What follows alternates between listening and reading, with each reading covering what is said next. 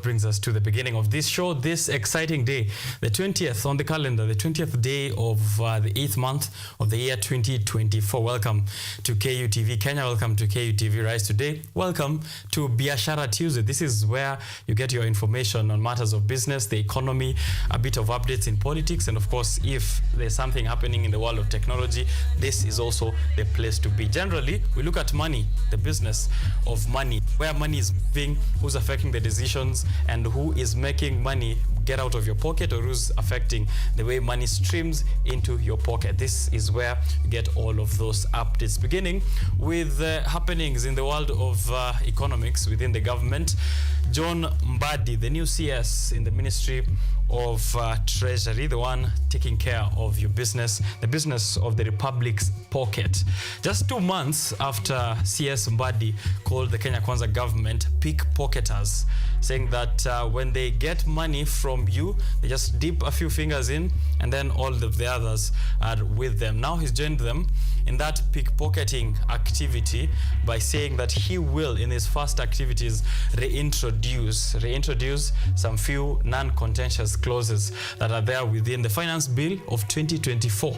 The one that was massively rejected and was taken back to Parliament for deletion of all the clauses. He's calling them non-contentious clauses, such as the eco levy, excluding a few sanitary items and others which are supposed to help towards patching up that deficit in the next financial year. He's seeking to raise 150 billion through these non-contentious clauses. How he arrived at the non-contentiousness of these clauses is something we are yet to discover, because Kenyans rejected the finance bill of 2024 in its totality. So he's rushing to see this reintroduced in Parliament as a tax amendment bill of 2024 and hoping that it will be passed by 30th of September so that it hits the ground running by the next month, 1st of October 2024. Kimani Kuria is waiting on it in Parliament with bated breath, very eager to pass those amendments and help the Kenya Kwanza government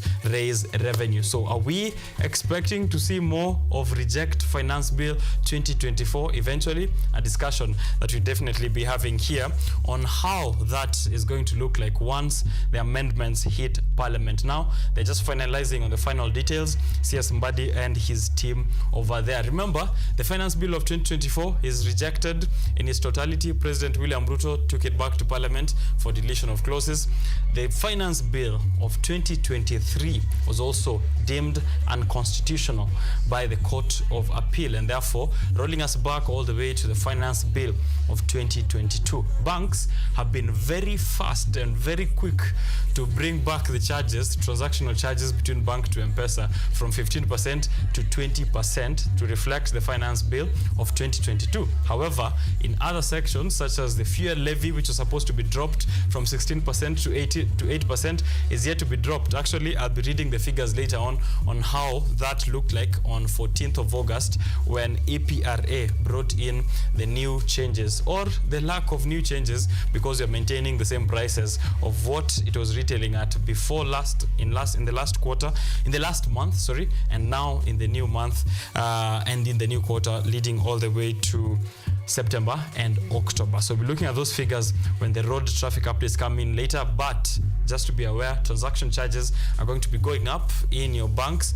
Elsewhere, the Finance Bill of 2022 is yet to be implemented. So it's a partial implementation, and Kenyans are still asking themselves questions on where exactly the government stands when it comes to, of course, obeying those court orders, such as this one from the Court of Appeal. Still, when you're speaking money, KQ is posting profit. Actually, on the front of the Business Daily this morning is all that story, how Treasury helped Kenya Airways to post their first profit in 11 years. The first time, or the last time, Kenya Airways posted profit was way back in 2013, in the first half of that year leading up to June 2013, where they posted a net profit of around 300 million Kenyan shillings. Since then, they've been recording losses. Last year, a whooping loss of around 27 billion Kenyan shillings. Now, this year, they've made a turnaround, as according to the figures shown here,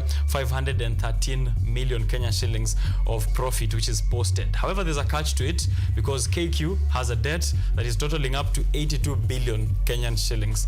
Posting a net profit of 500 million while having a net debt of 82 billion Kenyan shillings, which has been shielded by the National Treasury. So the National Treasury is the one taking care of the debt problems of Kenya Airways and allowing it to post that 500 million worth of profit. Actually, therefore, if it was paying their own debt, they would be standing at a net loss of around still 80 billion Kenyan shillings. So is this really profit? We'll be having a look at that even as the government tries to rescue some of these parastatals and the national carrier from going into losses year on after year. KQ, that is the loss-making machine there, and of course we are very aware of Kenya Power. They're also highlighted there in the Business Daily. They've been able to pay a few of their debts and loans, and we're hoping that also they have something positive to contribute to the economy in terms of profit. Now, Kenya has also dropped their public debt, or we have seen a reduction of our public debt by 900 billion Kenyan shillings in just a span of 6 months, and this is giving credit to the strengthening of the Kenyan shilling. The Kenyan shilling is currently standing at, or you can buy and sell at these figures. The US dollar to the Kenyan shilling, you can buy at 128 bob and sell it at 129 Kenyan shillings. This has also helped us, of course, as I said there, drop the public debt due to the strong shilling by 939 billion Kenyan shillings. The Kenyan government is trying to raise extra revenue by increasing taxes just to raise 150 billion Kenyan shillings. But by this drop of the strong Kenyan shilling, we have seen, or by this strengthening of the Kenyan shilling, we've seen a drop of 900 billion Kenyan shillings in terms of debt. So clearly, there are ways to raise revenue. There are ways to turn around our debt situation. It's just that we are waiting for that goodwill and to see the competency coming out of government officials. As they cry that they need to raise taxes to raise revenue, there are other ways that clearly the economy is showing us, and economics does stand there. So the shilling is performing very well. I'll be reading those figures across the pound, the dollar, and other denominations as well. In politics, we'll have a look at Azimio, the fallout between ODM and other parties in that coalition, calling for a meeting yesterday there. The Azimio coalition, the Azimio La Umoja, One Kenya coalition parties calling for a presser, but ODM snapping this and calling for their own presser elsewhere to say that anyone else who's trying to ouster PM or former Prime Minister Raila Odinga from his role as the leader of Azimio will be met by force, and they will not let this happen. Those developments will also be showcasing here in the newspaper review section. The developments since the appointment of some members of ODM towards the government of Kenya Kwanza, what is likely to happen in this coalition, and where does the opposition stand in matters of keeping the government in check while also trying to reap benefits from the reconstitution of the cabinet. In Meru County, there's no light for Kawira Mwangaza, who's now for the third time in front of the Senate to answer charges and also to look at impeachment motions which are being tabled by her own MCAs for the third time. Senate has actually had to push recess all the way to mid-September to ensure they're having a look at these issues. What is happening in that county? Watu wa Meru, if you're out there and you know what exactly the woes of your governor are, please do let us know. But the information is there in the dailies this morning. We'll be having a look at that. What are the problems? What are the charges that these MCAs are leveling against their own governor this time round? I had a look at a few of them actually. There was one of them being that they are saying the governor is illegally dismissed county officials, or is illegally dismissing county officials. And these are 5 charges. That is just one of them. She's also accused of paying doctors 74 million in irregular allowances, and she has denied all of these chances and will have a chance to defend herself today. So we'll be having a look at that to see what she comes out, or if she comes out of that unscathed. And we'll be also discussing here to see if will Governor Kawira Mwangaza be the third time lucky, or is the third time the charm, the time when she will finally be ousted as the governor of that county. Those are the developments that I prioritized this morning. Of course, some of them showing up in the updates later on from KUTV newsroom. I'll be reading the news updates later, but we have discussions happening here. So these latest developments, especially in the world of politics, and a few of what is happening with the Finance Bill 2024, the reintroduction from CS Mbadi, the rolling back to Finance Bill of 2022. We'll have those discussions as they are looking like in the newspaper review section later on with Ojwang Mariam, a colleague of mine here on Art and Culture Monday, the host of Art and Culture Monday on Rise Today. He'll be here alongside Paul Wambua, who is coming back for yet the nth time after a bit of absence. He'll be joining us here. He is a writer, political analyst, a graduate of political science, and also a graduate student of literature at the University of Nairobi. He'll be here to let us know of how he's been since we last talked, but also to hear from him his insights on the direction and the state of the nation. So that's a discussion that is happening a bit later in the newspaper review section. But to kick you off, we'll be having a look at the 8th International Council for Health, Physical Education, Recreation, Sports and Dance. The 8th International Council for Health, Physical Education, Recreation, Sports and Dance Africa Regional Congress 2024. So this is a congress that is happening here at Kenyatta University from the September 11th to the 13th of 2024. It's aimed at fostering interactions and conversations within that community in terms of teaching, research, and community service. And it's going to be held here within the Kenyatta University grounds.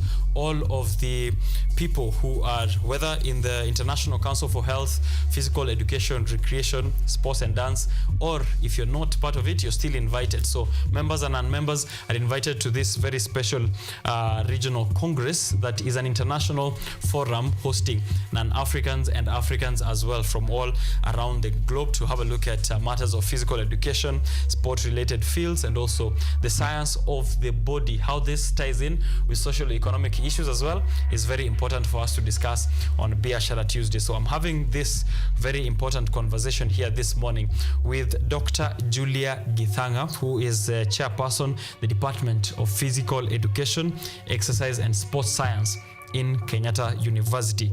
Dr. Julia Githanga, as I said, is the chairperson, the Department of Physical Education, Exercise and Sports Science here in Kenyatta University. We're having a look at the developments of that day, what we can expect for attendees, what kind of benefit they will be getting, and what this means for Kenyatta University that this is being held within the grounds. A very important conversation and of course a very important conference that is going to happen here. So how will you register? How will you participate? What conversations can you expect? What are the exciting things that will be happening here? And her expertise as well, to hear from her and how this ties down with the activities of the day. Remember to tweet us out, to leave a comment on the live stream that is out there at KUTV Kenya, at Richard_Okenya. That's where you get me at.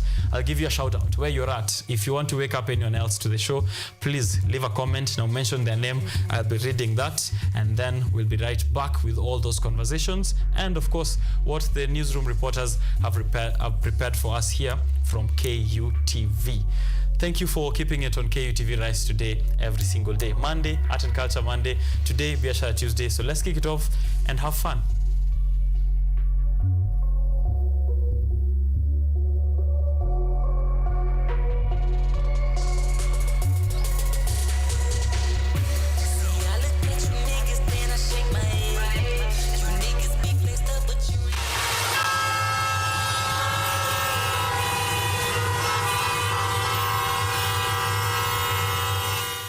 news updates baadaye, so we'll get those updates a bit later. Be scouting the papers, the headlines, what is important, react, leave a comment, alafu tutadiscuss baadaye on what you think from your end. Now, I want to inform you first of some information from the Ministry of Health about the Mpox outbreak, which has been declared a global health emergency by WHO. And of course, the Ministry of Health is here to let you in on preventive measures and how to know of Mpox symptoms. First of all, you need to be aware that the ministry is informing us we need not to panic, as this situation is under control and not many cases or nothing of concern has yet to be reported in any major hospitals across the country, but we'll give you those updates as well.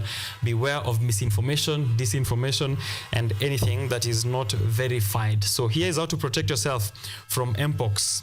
Avoid close contact with infected individuals. Do not touch personal items of infected people. Avoid contact with wild animals. Do not eat wild animals like squirrels, rats, mice, and monkeys. Always wash your hands with soap and running water. How do you know Mpox symptoms? Skin rash, fever, sore throat, headache, body aches, back pain, you have low energy, or you have swollen lymph nodes. If you experience any of those symptoms, as I said, skin rash, fever, sore throat, headache, body aches, back pain, lower energy, and swollen lymph nodes, make sure that you seek medical care immediately. Hotline to call is 719. 719, dial it if you feel like you have any of these symptoms. So what is Mpox? It is previously called monkeypox. It's a viral disease which primarily occurs in the tropical rainforest of Central and West Africa and occasionally exported to other regions. The symptoms are, as I said to you there, and it's spread by close person-to-person contact, especially skin-to-skin contact, contact to contaminated materials, and potentially through sexual intercourse. So protect yourself and those who are around you. That's the information from the Ministry of Health. The Ministry of Health has that information for you to keep yourself safe as you go out for work, as you go out for business. Check yourself and also ensure you are staying safe. If they are infected individuals, ask them to seek for medical attention. What is happening out there on the roads? First, updates from EPRA. Super petrol prices, diesel and kerosene will retail as the same price as they were last month. So they will maintain this all the way to 14th of September. And these have been in effect from 15th August. So motorists should be aware of that. Road users, that super petrol is at 188 in Nairobi, 171 for a liter of diesel, and 161 for kerosene. So 188 for super petrol, 171 for diesel, and 161 shillings per liter for kerosene. Road Sense Kenya is asking you to avoid taking photos or videos while you're driving out there. Here's a video of a road user who got into a very grisly road accident, and they're saying the urge to take photos and videos while driving stems from the mix of spontaneity and the need to share experiences with your pals and with your followers. But what often starts as a video-worthy moment or a quick snap can lead to consequences which are far more severe than blurry photos. So there will be consequences which are far more severe than a blurry shoot. So if you take photos or videos while you're driving, this is not advisable. Ensure that other people within that vehicle are the ones to do that. Let me remind you again of your role as a passenger in a vehicle. The driver. As a driver, your eyes should be on the road, your mind should be on the drive, your hand should be on the wheel, and you should obey speed limits and be sober while at it. As a passenger who's a co-driver, you're the official navigator, you're the temperature control guru, so adjust the AC when necessary. You're the mixtape selector, so ensure your playlist is on point. You're the designated texter, so anyone who's disturbing the driver needs a response. That's your work. In the back seat, if you're seated in the back seat of a personal vehicle, you're the asker of, are we there yet? You are the snacks distributor, to the front seat passengers, and you're also the occasional napper. You're allowed to take a nap here and there. That's all you need to do. Nothing to do with Google Maps, nothing to do with directions. Allow the people at the front to do their job while you also enjoy the ride. So those are the updates in terms of awareness when you're going out there, and also the updates in terms of fuel prices when you're using the road. Uber drivers, Faras drivers, Bolt drivers, generally online cab drivers are now setting a new price to their rides. So if you have noticed in the past few days or a few weeks, there's been a bruising war between ride-hailing companies and the technology companies which are providing them this service. So Uber, that is Bolt, Faras, and the like. So they're forcing the riders or the drivers to set their own prices, and this has been transferred down to most users. So if you've ordered a cab recently, I'm sure maybe you've seen someone who's laminated their own price list, the lowest price being at 200 Kenyan shillings, and they're asking that anything that is on the app be paid at a rate of 1.5x. So if you charge 700 shillings, multiply that by 1.5x. The drivers are decrying the few or the low rates which they're getting in terms of commission, and also the hike in taxes in Kenya, and generally the price of fuel products. So hard-pressed Kenyan drivers are defying Uber's algorithm and regulations, which are termed as illegalities, to set their own fare. So if you're going out there, that's also some information that you should be taking care of and should be aware. So what's happening where you are? What are the traffic updates? Kumeshikana, kuna njia, kuna snarl up, kuna accident? Give us that information. We'll be giving you those updates, and anything that you'd like to give as a warning, caution, and traffic sensitization, this is the place to do that on KUTV Kenya Rise Today. I'll be letting you in on that. Just one piece of good news for Nairobi residents. You should rejoice as Moi Avenue and Ronald Ngara streets have been given sidewalks and have been revamped. I have here images from yesterday. Hopefully continues today, where pavements along Moi Avenue and Ronald Ngara Street all the way to Odeon have been renovated and uplifted. So it looks good there, and we've always been advocating for walkways and safety paths for pedestrians and cyclists in Nairobi. So we are happy to be a part of the people who are advocating for this. We are hoping that this will be implemented, and this should continue to ensure we are doing away with those poor maintained roads and neglected, which have been neglected over the years. So how is it looking like for you where you are? Kama uko Eldoret City mko na walkways, how is it looking like in terms of traffic and also alternative routes? Welcome to Biashara Tuesday. I'll be bringing a conversation in a short while as we speak of walkways, as we speak of walkable cities, physical exercise and physical activity, the science of the body. That's a conversation we're having in a short while as we prepare for the Africa Regional Congress of 2024, which is the 8th International Congress for the Council of Health, Council of Health, Physical Education, Recreation, Sports and Dance. It's going to happen in Kenyatta University. So how can we achieve walkable cities to ensure that we're all healthy and fit as we chase that wealth? Stay tuned. Biashara Tuesday. We'll be right back.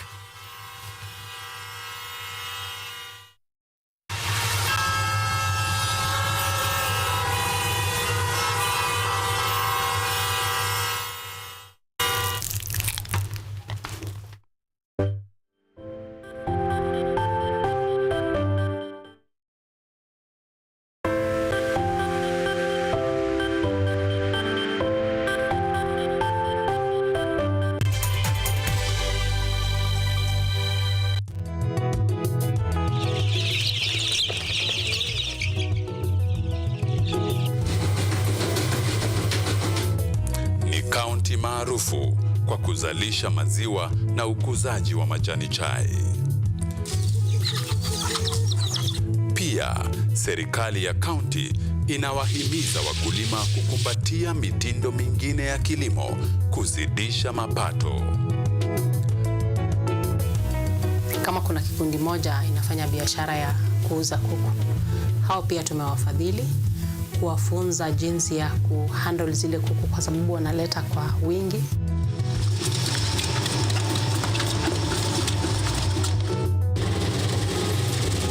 Haya yote tunakuletea katika Boresha Kilimo, toleo la kaunti ya Bomet. Kilimo ni nguzo kubwa kwa ujenzi wa taifa.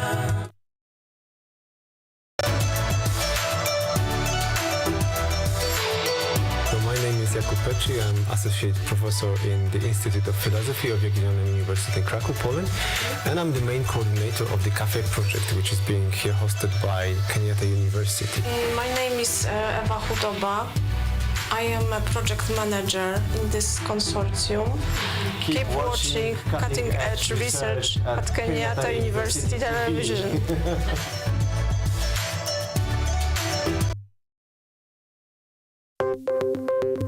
Maelfu na maelfu ya wahamiaji wakiwa na watoto kutoka nchi za Amerika ya Kati wanaendelea kuwasili kwenye mpaka kati ya Marekani na Mexico. The folks are going. Thank you very, very much. I appreciate it. Thank you. Ni habari kutoka pembe zote duniani. Pepo pasi vuguvugu. Pepo pa ni idea. Tazidi ananyonya, hanyonyi vizuri, anakuwa hayuko comfortable. Jeshi la Jamhuri ya Kidemokrasia ya Kongo linapambana na waasi wa ADF. Wanatoa wito kwa mashirika, makampuni na vile vituo vya uchukuzi. Mambo mengi yatakwenda kama yalivyopangwa. Hapa ni kuna mmoja wa viongozi wa chama cha wavuvi katika eneo hili. Zaidi tunajaribu kuwapa chanjo ili ina boost ama inanyanyua kinga ya mwili, ndio inaenda kupelekea kupambana na virusi. Ni Dunia ni leo, Jumatatu mpaka Ijumaa, moja kwa moja kutoka VOA Swahili, Washington DC.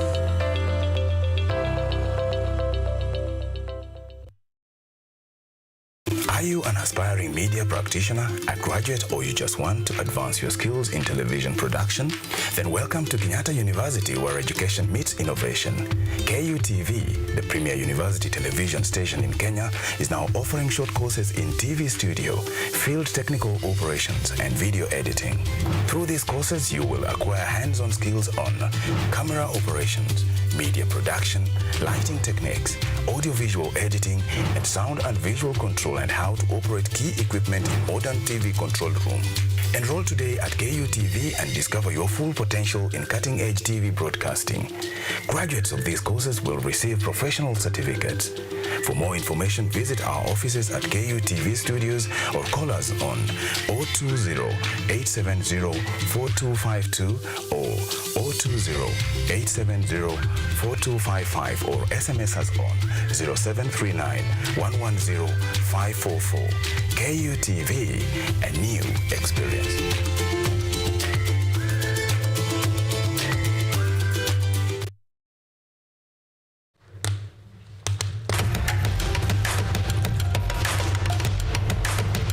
Access to knowledge, solution to unanswered questions.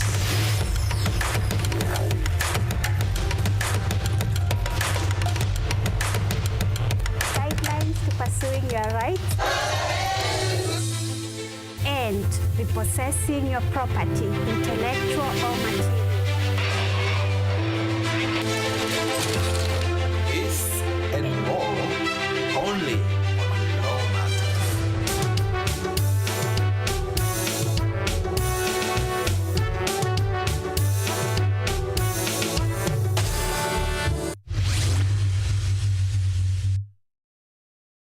Get ready to embark on a journey to the exciting world of technology as we uncover the latest trends, interview top thought leaders, and dive deep into the world of tech like never before. Currently, we are facing the challenge in terms of finance. It requires one to move from different counties because we really need a large data set for our model to be more accurate. In this new and exciting series of the Technovation Show, join me, Yvonne Kimuma, every Monday, 8:30 p.m. for a fun and thrilling experience as we explore the cutting-edge developments, meet visionaries driving change. Somebody who is in the underground mine doesn't know the presence of those gases. So there are a lot of gases involved. There is methane, there is carbon monoxide, and there is also hydrogen sulfide.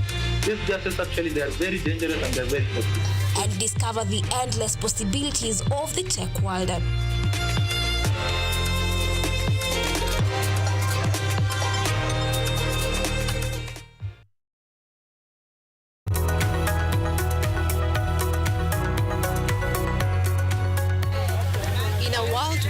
uncertainty looms and opportunities are scarce, it's time to break from the barrier and unlock your full potential. We must live within our means. We cannot spend money that we don't have. We will explore the fascinating world of investment, trade secrets, and entrepreneurship. Sasa challenges ziko mingi sana. Parking ya mzigo imekuwa mbaya. Unaweka pesa yako na kataa kurudi. Whether you're a seasoned investor or just starting out, we've got you covered with invaluable insights to help you succeed. Now, this year we have seen a rebound in the economy, which is well above the global average of the 3%. Join me, Anyango Sylvia, every Sunday and Monday on KUTV News at 9, and let's turn your dreams into reality.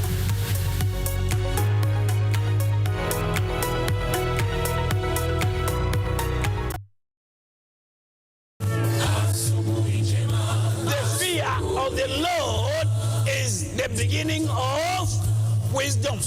The Bible says, when he spoke, then he spoke a parable to them, that men always ought to pray and not lose heart. Christ says, I stand in the door and I knock. Whoever hears my voice and opens, I will dwell with him. Like the moon, I will fade, but like the star, I will rise again. And though I fall, be rest assured that I will rise again. Go to the hospitals, tell them that God will heal them. Go to the prisons, tell them that they'll be free. Go to the crusades and tell people that Christ is coming, and sooner than the word itself is the second advent. It's imminent.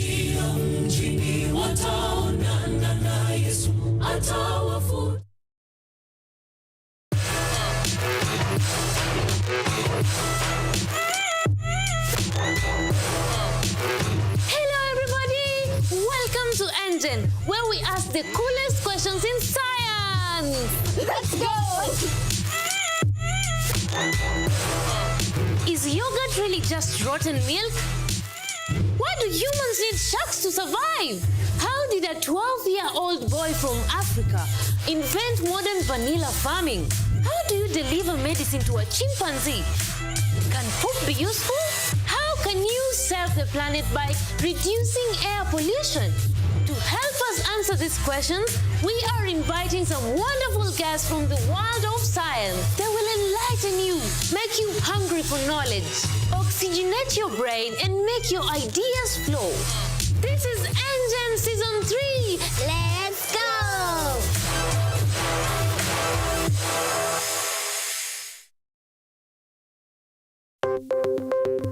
Maelfu na maelfu ya wahamiaji wakiwa na watoto kutoka nchi za Amerika ya Kati wanaendelea kuwasili kwenye mpaka kati ya Marekani na Mexico. But folks, I'm going.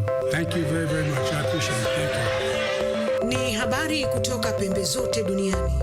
Pepo pasi vuguvugu, pepo pani idea. Sazidi ananyonya, hanyonyi vizuri, anakuwa hayuko comfortable. Jeshi la Jamhuri ya Kidemokrasia ya Kongo linapambana na waasi wa ADF.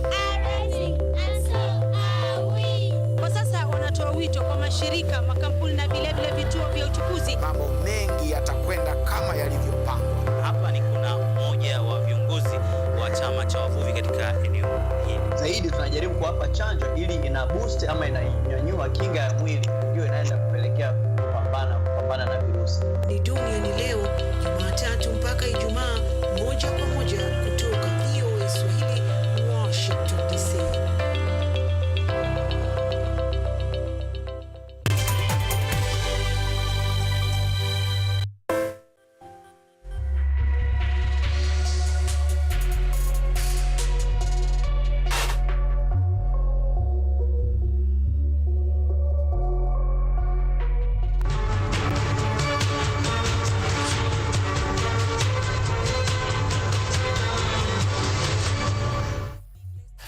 All right, Biashara Tuesday is live on air, and we're glad that you're able to maintain your patience and wait on us up to this point.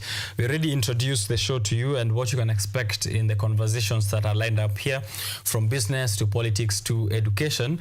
But now we turn our eyes to the world of sports, recreation, and also the science of physical health, just to have a look at that generally. But most importantly, there's something that is happening within Kenyatta University in September that you should put in your calendars. Mark your calendars for this Africa Regional Congress of 2024. This is the 8th International Council for Health, Physical Education, Recreation, Sports and Dance. It's called ISFAD, if I got it right. But Dr. Julia Githanga is here to put it correct. The chairperson in the Department of Physical Education, Exercise and Sports Science within Kenyatta University. Kenyatta University is the one hosting this international forum that is going to attract attendees from all across the world to ensure conversations are happening, collaborations are being fostered, but also research what is happening in that field in matters of recreation, sports and dance. Let's hear it from her, but first a reintroduction actually, because she has been here with us on KUTV before, and then we can get into the details of the activities of the day and what this means for Kenyatta University and this side of the world as a whole. Welcome to the show, Dr. Thank you very much, Richard. Glad to have you back. I'm happy to be here too. You're healthy? Yes, I am. Thank you. Yeah, those the greetings in the Department of Physical Education. I'm sure it's always about health and physical health. So just a reintroduction, please, to our audience, and then we can get into the details of this regional congress. Okay. Yeah. I'm Julia Githanga, has been introduced by Richard, the chairperson in the Department of Physical Education, Exercise and Sports Science.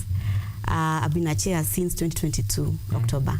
Yeah. Yes. Why do we have you here on Biashara Tuesday, if I may ask? That's an awesome question, because we are having a conference next month. It's 21 days actually, on 11th to 13th of September. And when you look at the Biashara Tuesday, we fit in very perfectly, because not only do we promote individual health and wellness, but we also go to the athletes and their health and wellness.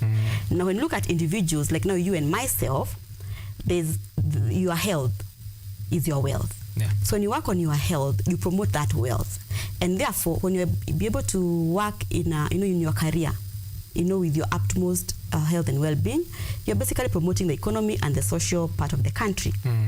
The athletes, we look at monetization of their talents, talent development, talent identification and development, plus management of the talent.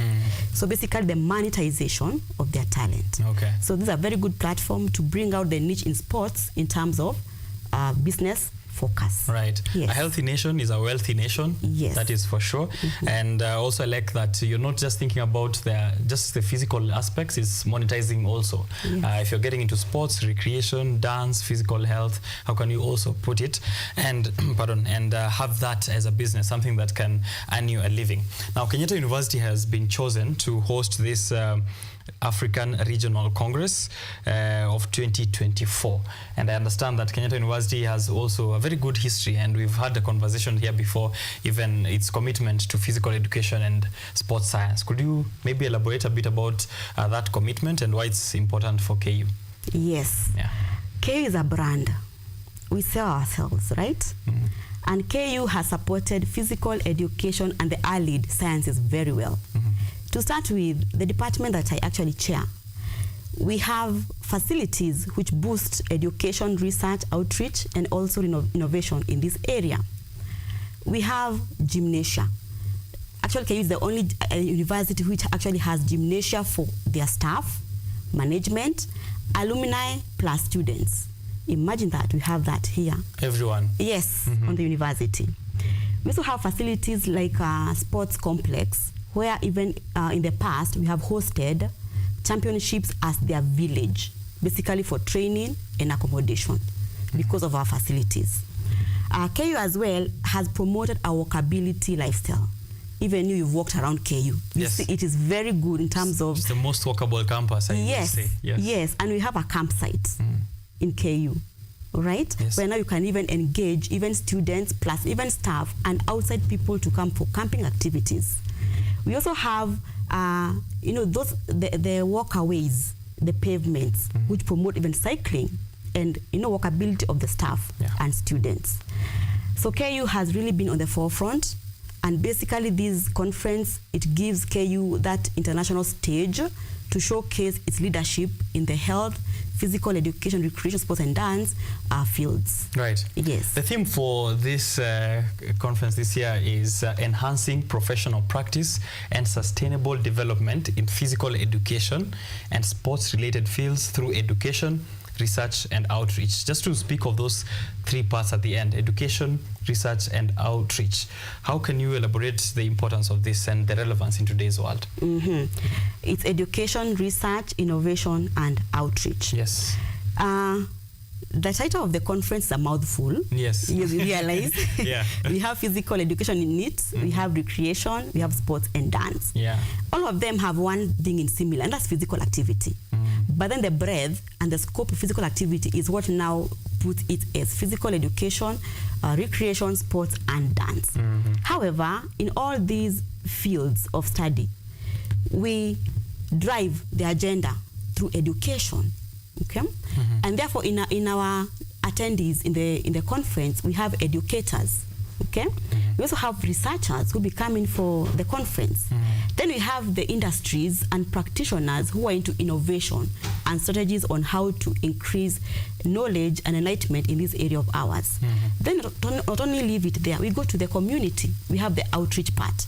So Richard, when you look at our theme and our sub-theme, which we're going to be getting into later, it cuts across all these four areas: education, research, innovation, and outreach. Right. Yes. Let's begin with the sub-theme on sports development. How does the conference address this? Yes. Yeah.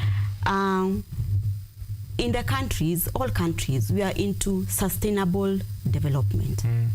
Because something you can start and you can't sustain, it ends. But when you look at our area, physical education, recreation, sports and dance, we are into the prevention of chronic diseases. We're into the area of promoting healthy lifestyles and also accessibility and inclusion of physical activity for all, moving from children to the youth to adults to senior citizens. Because physical activity becomes a central role for health promotion in very many areas. So therefore, if we bring the education part of this into our livelihoods, we are able to promote a person who is well endowed and therefore who can sustain even the pressures of life. Okay. For example, we always talk of stress. We talk of stress, right? Did you know stress is good? It is. It is. I've been trying to avoid the good thing all along. In moderation, Richard. Okay. Yes, it's something we call positive stress, the eustress. And we have the distress, what we want to avoid. Okay. But now, if we don't work on having the positive stress in our lives lack meaning, Richard. All right. Yes. So the aim is not to be stress-free. It is to be optimally stressed to bring about growth. Yes, eustress. I see it. So next time you want to bring the stress factor, say it is eustress. Yes. Eustress. Eustress, the positive stress. Okay, yes. I like that one. When you speak of diversity and inclusivity, who's not been included before? Who is this we're bringing on board in the conversation? Yeah, we have the minority groups, and I would want to start with people with special needs. Okay? We no longer refer to them as people who have disabilities, but people with special needs. And we do have Special Olympics you are aware of. Yeah, okay? But you want to bring an agenda whereby now they are included even more. Okay? Then look at physical education. It is a subject taught in schools. But coming from our historical background in Kenya, it has been a subject, it was a subject, but not taught as per se. So we want to bring it on board that with competency-based education, we can have learners go through physical education, one, for their health and wellness and lifetime activity. After school, they're able to maintain a life of fitness. It doesn't end at school. Right. It promotes them to have a positive image and a positive lifestyle even beyond school. We also have, right now we talk of men being endangered, but anyway, we still talk of women not being fully represented in the sports fora. So still we go into how we bring about women and their focus in sports. Yes. Okay. How would you, you mentioned there something to ensure that they adopt this beyond school. Yes. And I remembered my time in physical education, or PE, as we used to call them, back in high school and primary school. It was a chance for us to not attend class. It wasn't more about the physical exercise itself, but it was a chance to just have a break from the normal school routine. Is it possible to instill, this discipline of physical activity and physical education, even in school, so that PE is embraced as, how can we approach that, so that PE is embraced as, an activity to do and not just a way to escape from normal class routine? Yes. Yeah. It is possible to change the mindset. It's all about the mindset. Okay. And where we are at in the education system, PE now and sports has a place. Okay. And if we could now move to that part of physical activity, just being mere physical activity, just the activity itself, then we can go into a culture of promoting health and wellness through physical activity. Physical education is a program that is taught in schools to bring about motor skills. There's a physical component. Yeah. There's behavior change and lifestyle change. There's also social inclusion and integration. So it's a wholesome program, not just the mere exercise for the physical body. It blends everything, because talk of the pedagogical model, which has the physical component, the cognitive, the affective, the social. As in, it's a holistic approach to the health of a person. So Richard, when you were in your primary school or high school and you had this PE, and you skived or went elsewhere, not for the physical education, you miss out on something.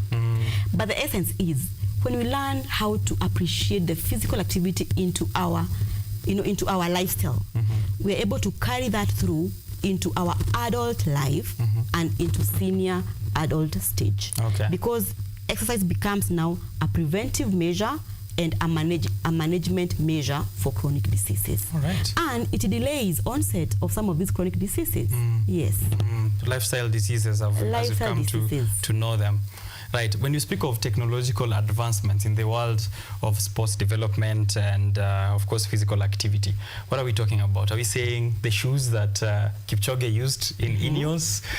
Is that part of it? And what else can we know of in terms of technological advancement? Yes. It's in many ways. I could start by talking of, in one of our areas of study in sports science, it's exercise physiology. And this is where we use aids which can help enhance performance in sports. Okay. We call them ergogenic aids. They aid how someone participates and therefore increase their level of performance. Like you've mentioned, the shoes. Okay.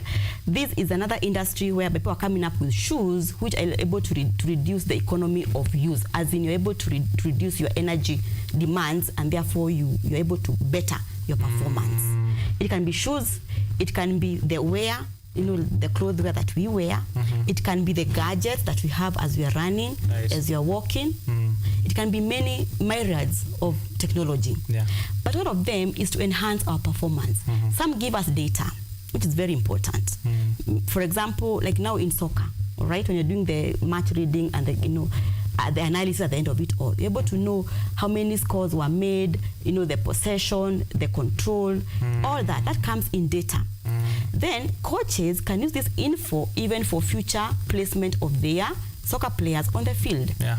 So you're able to manipulate the body's performance using data to give you advice and enlighten you on what to do moving forward. Right. Technology is very big. Wow, is there something technology can't do? When I hear it, even in sports, it's so vast. It is. Yeah. It is. And that's why even it comes in with doping. Yes. Yeah. Yes. Right. Anti-doping is a conversation that is going to happen, definitely, right? It will be. How do we solve that? Our athletes are suffering in those cases. And now we no longer talk of ignorance. Ignorance is never a defense. Yes, we need to understand why we have prohibited substances and where they are found, because some of them are found in innocent foodstuff, supplements. But we need to know which ones are they and how they interact with our body system.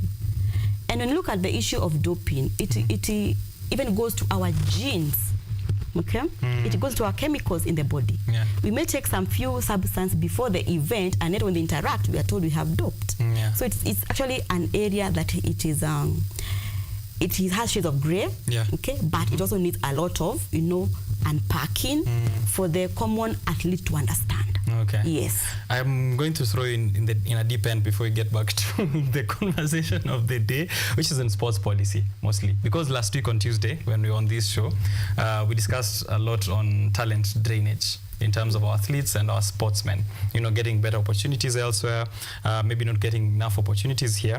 When we speak, I see sports policy is part of the sub-themes that will be addressed in the conference. Is that going to also be a part of the conversation, how we can help and retain our talent?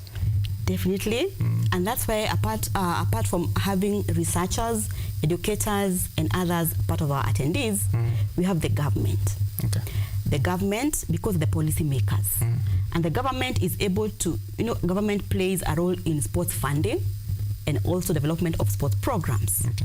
So when you have the government in, here, we're able to talk about safeguarding of our athletes. Okay, we have a talent in the country, but like you've just said, you have brain drain. They are living. Okay, so how can we be able to sustain them here? Sustainable development. So policies are very key and very important. But then we need to have people who are up there to bring it to that level that we understand, oh yes, the government has this eye on our athletes, and therefore they have goodwill to support our athletes. Yes. All right. The conference is expected here to attract participants, I see, from Africa and beyond. What are the benefits for the attendees who will be there, and also in furthering their professional development? How will this conference in those few days address that? Okay.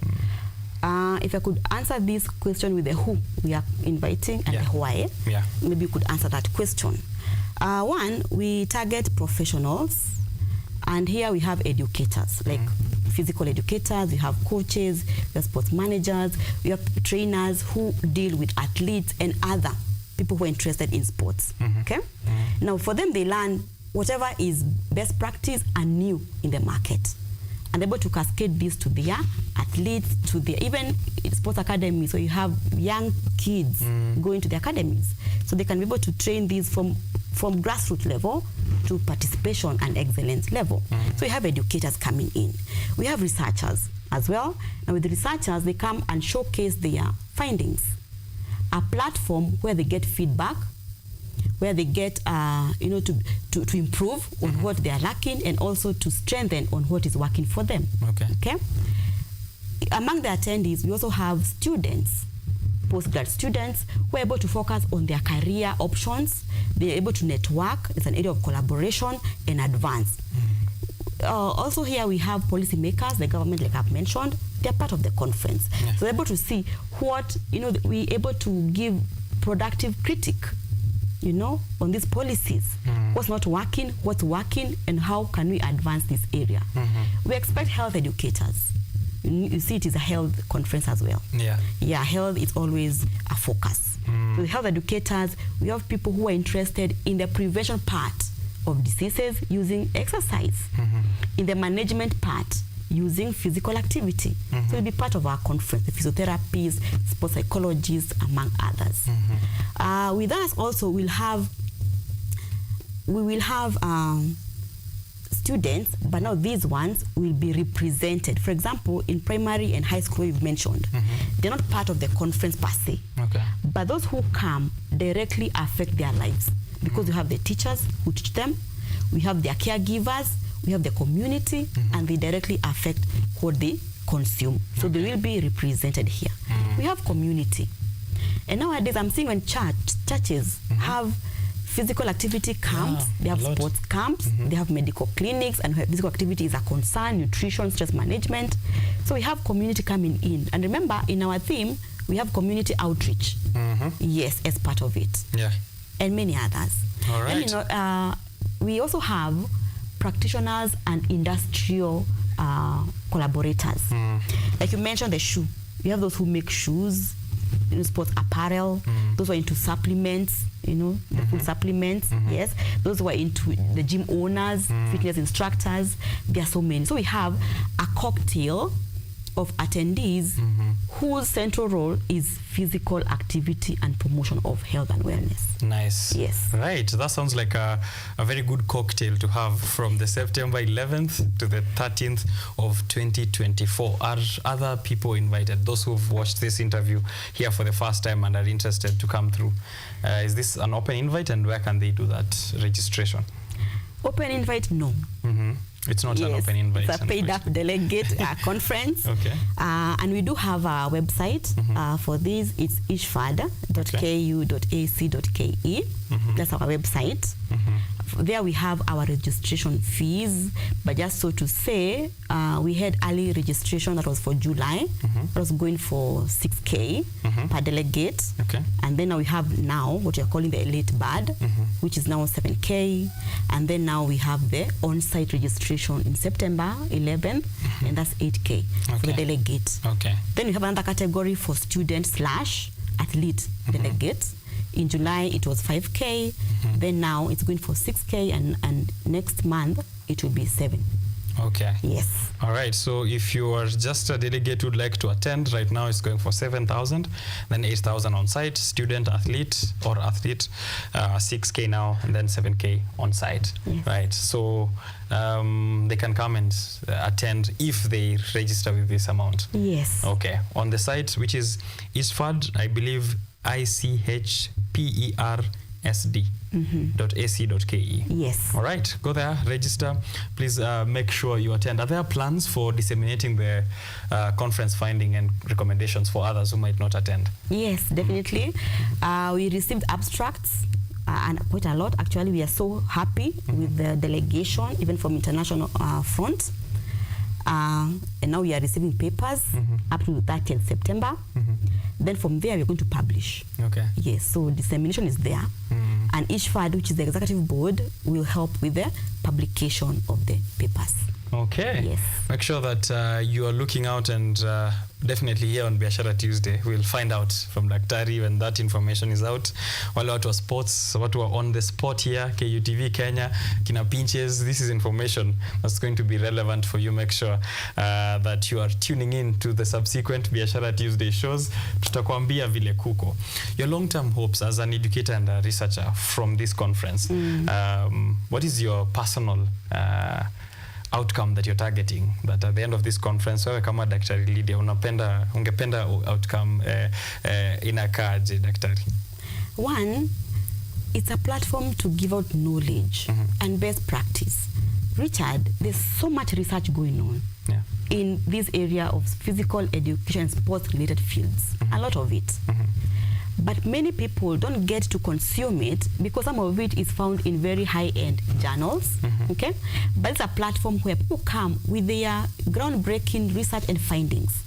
So we have content. And this content is not only for the elite, the scholars per se, even athletes, retired, active, the common person, common mwananchi has a platform. In this conference, we'll have a symposia. This symposia will have discussions, deliberations, at that level that everybody will be able to consume. So knowledge, the unpacking of the knowledge and the enlightenment will be there. It's a package. Then number 2, and the university is very keen on this, it's continued collaboration. And not just collaboration, but impactful, interdisciplinary collaboration. When you look at grants that we are now applying and the calls that we get, you actually increase your competitiveness when it is multidisciplinary. Now, when you have a network of people coming in, colleagues, peers in the same area, you network, you get to know what we can do, the problems which are there, what we can bring as solutions, contemporary issues, the emerging issues. AI is an emerging issue. Doping is a very emerging issue which has been perennial. So you're able to have that platform for possible multidisciplinary collaboration. Okay. Then research focus, of course. Research will never end. And we keep on growing new knowledge, body of knowledge through research. Even the conference itself is research. Yes, it's research oriented. And then you have community and outreach. We don't forget the community, that person in the society, whether it is here or remote, will be represented. Okay. Yes. So exciting things to look forward to. If you are not aware, you are now aware. Please make sure you're checking out the website, ICHPERSD, as I said, ICHPERSD.ac.ke, and register for this 8th International Council for Health, Physical Education, Recreation, Sports and Dance Africa Regional Congress 2024, which is happening in Kenyatta University from the September 11th to 13th of 2024. Just to close it up at this point, Dr. Julia, if you could let us know of Kenyatta University's general expectation. What will we reap as an institution which has been focused on sports development, sports science?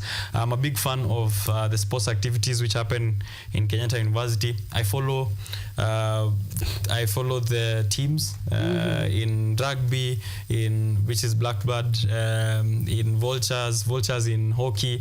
I travel with them actually sometimes, even to the coastal region, to the Rift Valley when they're playing. It's very exciting to see the support they receive from KU and the continued support that they will get even from the research and education. Generally, in summary, to say what KU is going to benefit from this conference happening here, a very unique offering. Before I answer your question, do you just escort them? You're an active participant with them, Richard. Anyway, that's for another day. Nimeshikwa leo. I will participate actively from this conversation. Yes. I've seen the importance of not just showing up, but also actively doing something. Yes. Okay. Not just as a tourist. Yes. Yeah, so in a nutshell, like I've said in a summary, one, it is to increase our networking capacity as a university. And we are ranked highly as KU. Like I said earlier, KU is a brand. So we have that platform now. KU is able to get new collaborators and partners. And if I may say right now, in this conference, we are sourcing out for funds. KU has supported us very well, but we still go a mile further to seek for partnership. And I would say we have UNESCO on board, yes, and also have Japan Society for the Promotion of Science with us, and we still have other partners coming along. Nice. So KU has placed itself very well, and we thank the management for that. Yeah. So if we move on this way and as we continue, we are building that pool for collaborators even in future.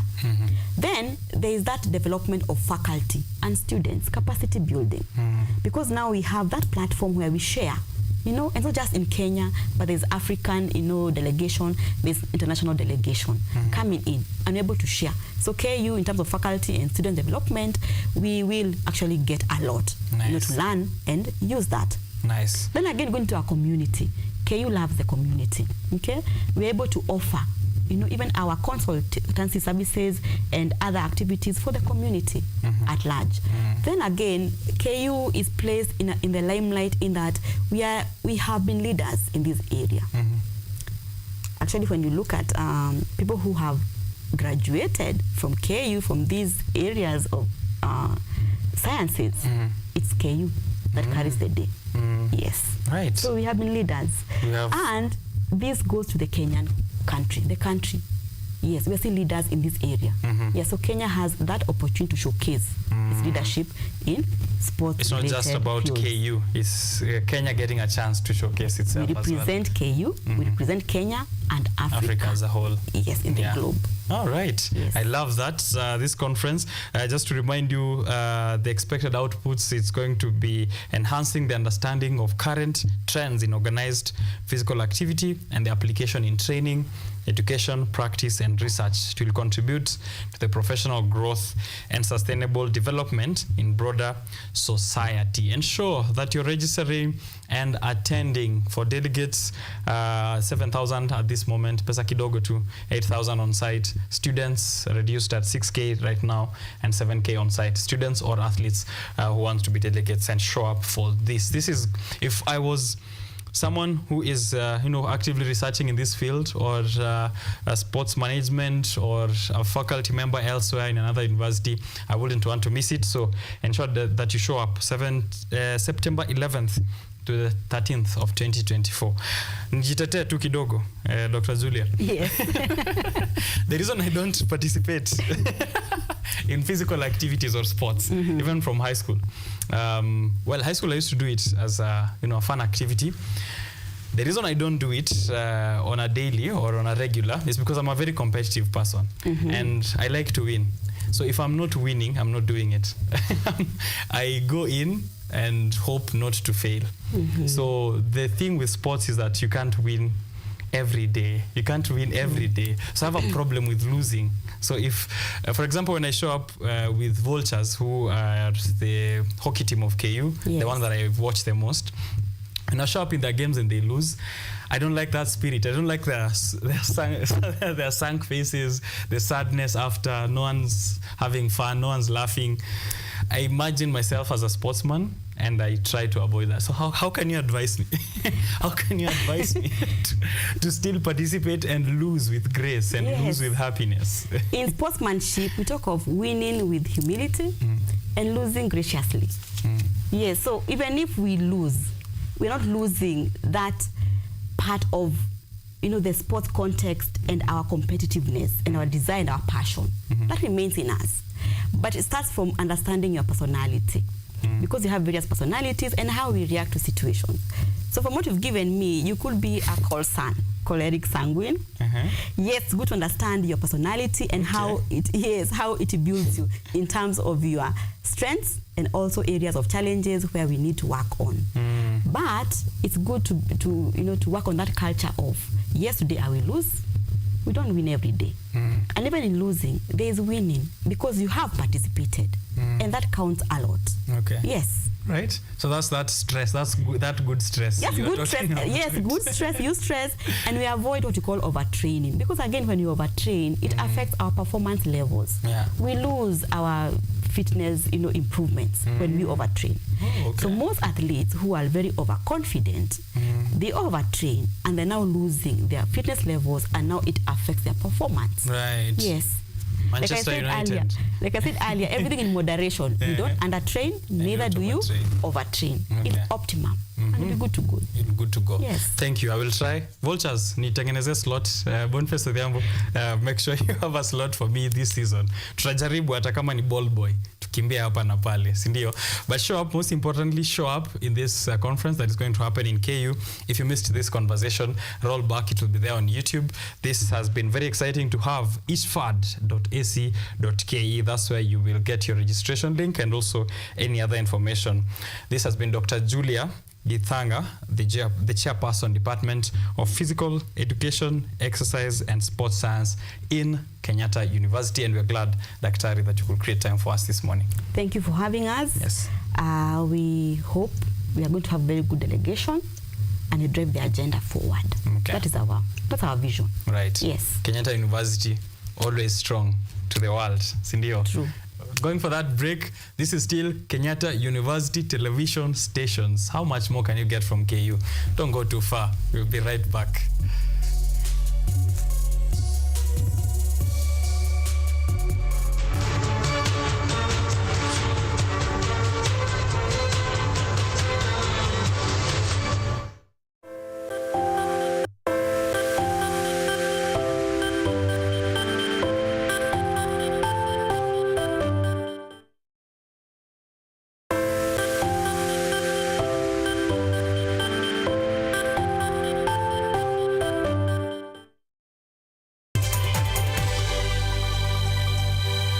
Are you an aspiring media practitioner, a graduate, or you just want to advance your skills in television production? Then welcome to Kenyatta University, where education meets innovation. KUTV, the premier university television station in Kenya, is now offering short courses in TV studio, field technical operations, and video editing.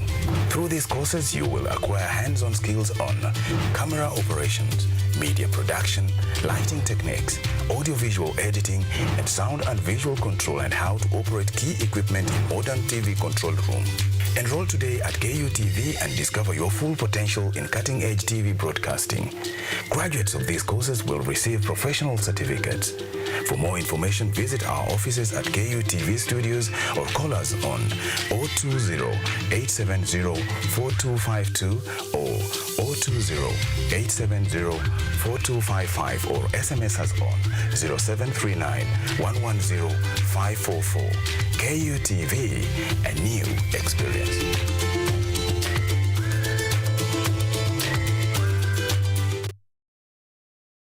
Lola ni programu inayokupa fursa ya kutizama video zozote pindi tu unapokuwa na nafasi.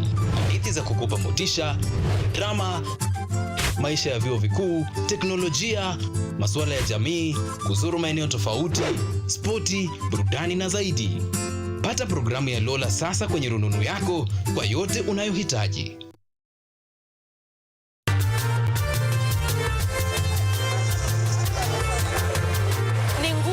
Na uso wa jamii. Kupanda shuka, akawa tuzo. Ukakamavu wake, ukatii na kumfanya mwenye bidii. Kwa machozi na makeke, akabaini jinsi ya kuwini. Huyu ni mwanamke ngangari, kwa jinsi alivyo ng'ari-ng'ari. Mimi ni mwanamke mwake. Usikose kutazama kipindi cha mwanamke mwake, nami Caroline Kimweli.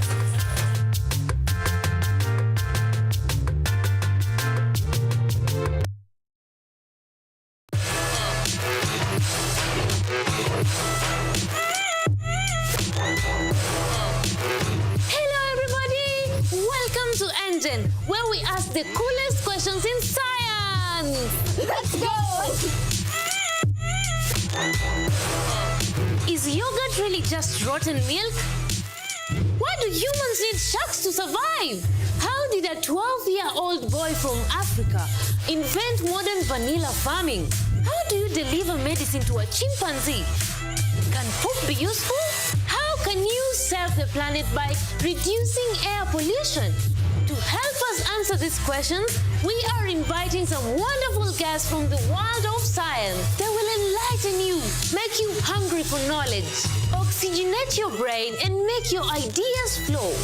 This is Engine Season 3. Let's go!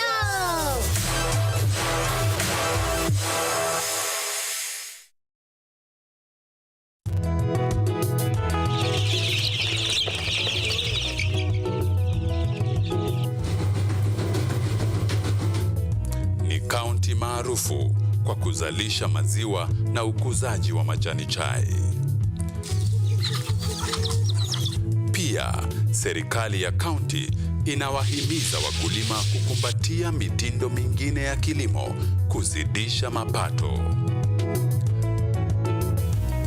Kama kuna kikundi moja inafanya biashara ya kuuza kuku, hao pia tumewafadhili kuwafunza jinsi ya kuhandle zile kuku kwa sababu wanaleta kwa wingi.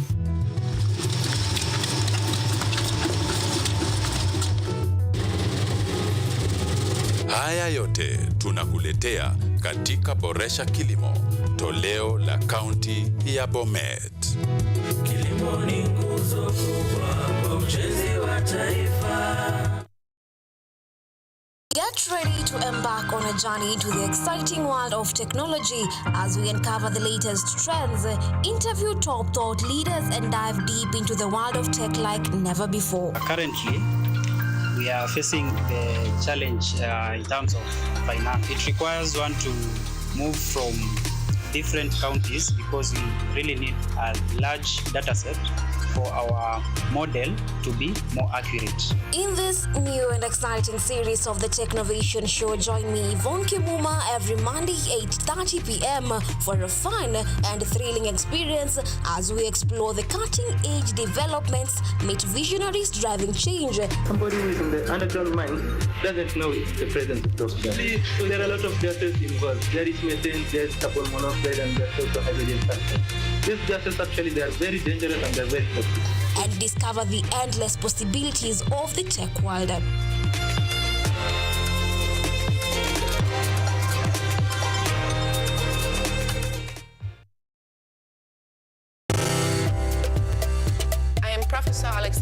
Łukaszewicz, a professor in cultural studies from Academy of Art, Poland, Polish Society for Aesthetics, and this is Cutting Edge Research at Kenyatta University Television. Keep watching Cutting Edge Research.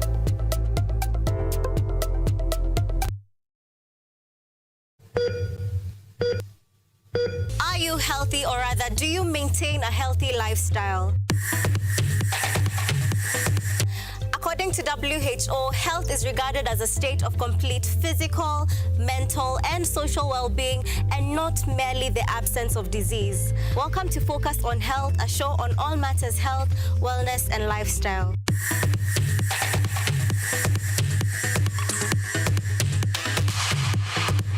On this show, we cover a wide variety of topics, inclusive of, but not limited to, dental, optical, mental, reproductive health, and so much more. Join me, Joy Bofenda, every Thursday at 7:30 p.m. on KUTV for compelling insights and discussions on all matters health. See you then. Focus on Health, your weekly dose of health and wealth information on KUTV.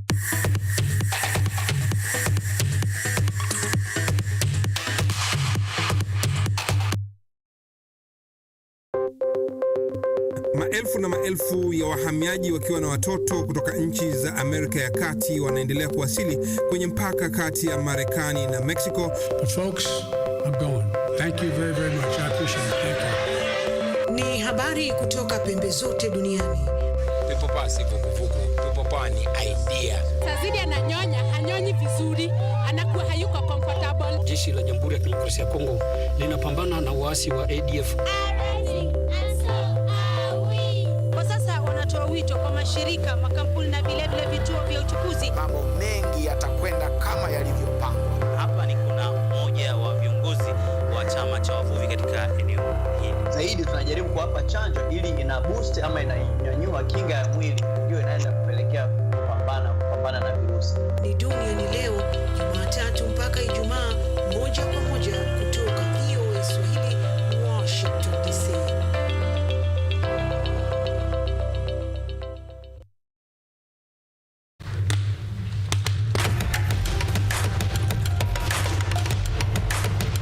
Access to knowledge,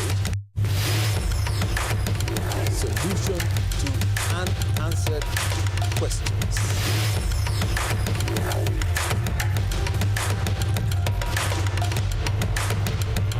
Guidelines to pursuing your rights and repossessing your property, intellectual or material. This and more only on Law Matters.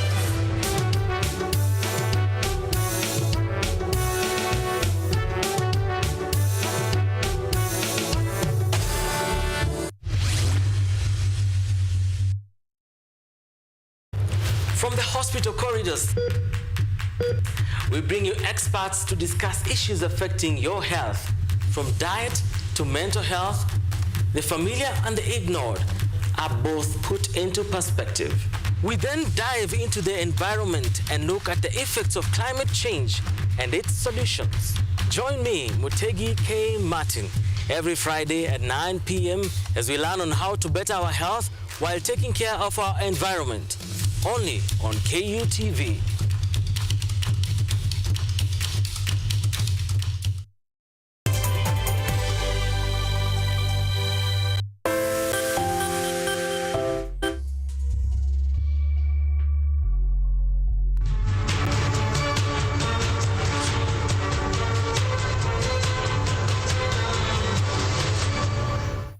Big, huge shout out to Ganet Wangeshi, who's watching us from the areas of Gwakairo of Ruiru, Gwakairo CBD of Ruiru. Asante sana for tuning in. Amasema ninakaa fit. Asante. Hata unakaa fit. Nitumie picha tuone. For others who are tuning in as well here, Njeri Mbugwa anatu watch from Juja. Ashley Asachi ana watch wakiwa Ngong Road, and hapa kwenye mtandao wa X, formerly Twitter, tunaona watu kadhaa pia wakitune in ambao wana interact na the timeline, na sisi kwenye timeline tutakuwa tukisoma feedback yenu. So ukiingia pale una check KUTV Kenya, unatafuta Richard_Okenye, unatafuta Ojuang Mariam, unatafuta man like hii handle ya Paul_Wambua1, Paul_Wambua1, utaenda pale utaweza kuwacha comment ama feedback ambayo uko nayo. Super MC Amoke pia ametune into the show leo mara ya kwanza, anaangalia. Asante sana Amoke kwa kutizama show.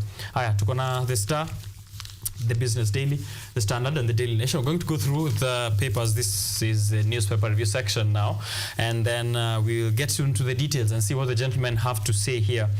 But first, let's get to hear their intros. Kwanza tuna welcome back Mr. Paul Wambua. Yes. Welcome back. Education is sweet. Yes. When I see you, that's all I know. Yeah, education is sweet. Welcome back, Wambua. Asante, man. Yes. Reintroduce yourself to our people. Yes, so this is Wambua. It's good to be back. I am a graduate student of literature at the University of Nairobi. Currently, I'm busying myself writing my project, so hopefully sometime in December, tava hiyo gown, and then we'll all be happy and excited. And you'll be a master. More talking master of literature. Yes. Nice. Yes. Very nice. Very nice. From the University of Nairobi. Yes, please. Hapa ni KU. Shamba hizo mambo. Bado siko sawa. Welcome back Ojang. Morning. Morning. Sawa, mkoaje? Salama. Nashukuru sana, asante sana mtazamaji. I'm glad to meet Wambua. Ni vile tunapatana, the first thing anafanya ni kuninyonga. Ujongo ulini promise show ya Kiswahili. Mpaka tufije. Na mbona na anasema nishaanza kuwa like what Morara are saying. Alaya. But tutapanga hayo mambo. Umetenga siku. Tutatenga siku. Nyinyi vijana. Tutapanga. I'm very glad to be here this morning. Manze, it's an honor and pleasure. Magazeti yanawaka guy. Kenya pays 40 billion extra in pipeline construction deal. Usiwaambia mtu Kenya hakuna pesa. This is extra. Yes. 40 billion. We paid for something twice. Tuko na pesa hadi tunalipa tena. Ndakuonyesha vile tuna pay twice kila mahali leo. Right. Mali kuna twice kwa gazeti kila mahali tutaangalia. That's the Standard with you. Wambua, maybe tusaidia Daily Nation. Daily Nation. Raila snubs Uhuru talks. But that is not particularly interesting. University for the rich. I mean, we are in a university station, so yes. University for the rich, students slapped with empty fees. Right. Yeah. So if you were to, let me read the Star and the Business Daily. Already Wambua sha discredit the Daily Nation. Inamaanisha headline ya Daily Nation leo haita rank fast. Haita rank, iko down. Editor angalia mambo. The Star, Kalonzo 2027 poll plan. Big plot to revive Gema. I am sure Ojang Mariam would also say that this is a headline. Still not a headline. Still not a headline. This is a story from last week, from the previous week and the previous week. But that's what the Star has. It's Kalonzo and Rigathi Gachagua wako hapa. Walikuwa Ruiru. Yeah? They wonder what is cooking. Now it's always about Ruiru. Hii Ruiru iko na nini? Lakini hapa tuko na picha ya Kalonzo Musyoka, Deputy Rigathi Gachagua. These are former VP and current DP. They're waving and they're advocating for inclusion of people under the Mount Kenya, Gikuyu, Embu and Meru block ikuje pamoja. That's the Star. The Business Daily talks of the tax chaos as a result of the rollback of the finance bills. From the finance bill of 2024 being rejected, 2023 deemed unconstitutional. Tax chaos, banks have increased their fees from 15% to 20% in transaction costs. Lakini, the state is defying and have published EPRA, kwanza hawana aibu, wamepublish wakisema according to the Finance Act of 2023, these are the new prices of fuel. Yeah, so they are acting unconstitutional and they're not hiding it. So kwa headlines, shut on the Star. Yes. Tumetoa Star. Tumetoa the Star. Tumetoa the Daily Nation. Tumetoa Daily Nation. Tumebaki hapa na Standard na Business Daily. Standard na Business Daily. Sasa hapo ndo kuna kizungumkuti juu both editors of these headlines have done a good job. Kenya pays 40 billion shillings extra in pipeline construction deal. Kenya Pipeline was supposed to replace its old line to Mombasa and granted tender to, get this, a Lebanese company at a cost of 48 billion. The amount to be raised by 6 banks. However, documents indicate 2 other banks stand to gain more than 40 billion in an opaque process. Right. These are a contending headline. Inaweza shinda siku ya leo. Kweli. Because imefungua a Pandora's box. It's not like telling us Kalonzo and Gema. Kalonzo is benefiting more from Gema than Gema from Kalonzo. Okay. Yeah. And we'll get into the politics as well. Yeah, and it's still not news to common mwananchi. But revealing how we are wasting money, showing us that it is the problem is not Kenyan workers or Kenyan contractors, because hii deal ambayo ni ya kureplace pipeline from Mombasa ilipewa a Lebanese company. They say that these expatriates and international companies do a better job. Kama umesikiza mambo ya China Roads, ile China Road and Bricks company, wamekuwa kipewa tenders, ndio? Kwa sababu wanaaminika wao ni wa nje watafanya kazi. We give Kenyan contractors kazi, hawafanyi, ndio? But this is still budgeted corruption. Yeah. Whereby this pipeline tuta lose 40 billion, ndio? But next year kunaweza kuwa na another launching. Sawa. Na hiyo launching bado itakuwa ni yasema, itasemekana tumetenga. Tulipea contractor wa Lebanon. Akashindwa kufanya. So tunatenga another maybe around the same amount, 40 billion, to another contractor, so that they can pick up the work where it was left. So tutakuwa lose twice. Yes. Remember, each launching, if it is being done by the president comes with an entourage of escorts from governors, MPs, MCAs, bloggers, everyone. We spend millions during these launches. So this could be a winning headline, but due to kona Wambua hapa hivi, we still need to listen to hii ya Business Daily, because hata hiyo manze. Kweli. Inaweza kuwa ni a winning headline. But I will agree with you that the story that carries the day here has to be the Standard. Maybe Wambua kishaingia atatuambia.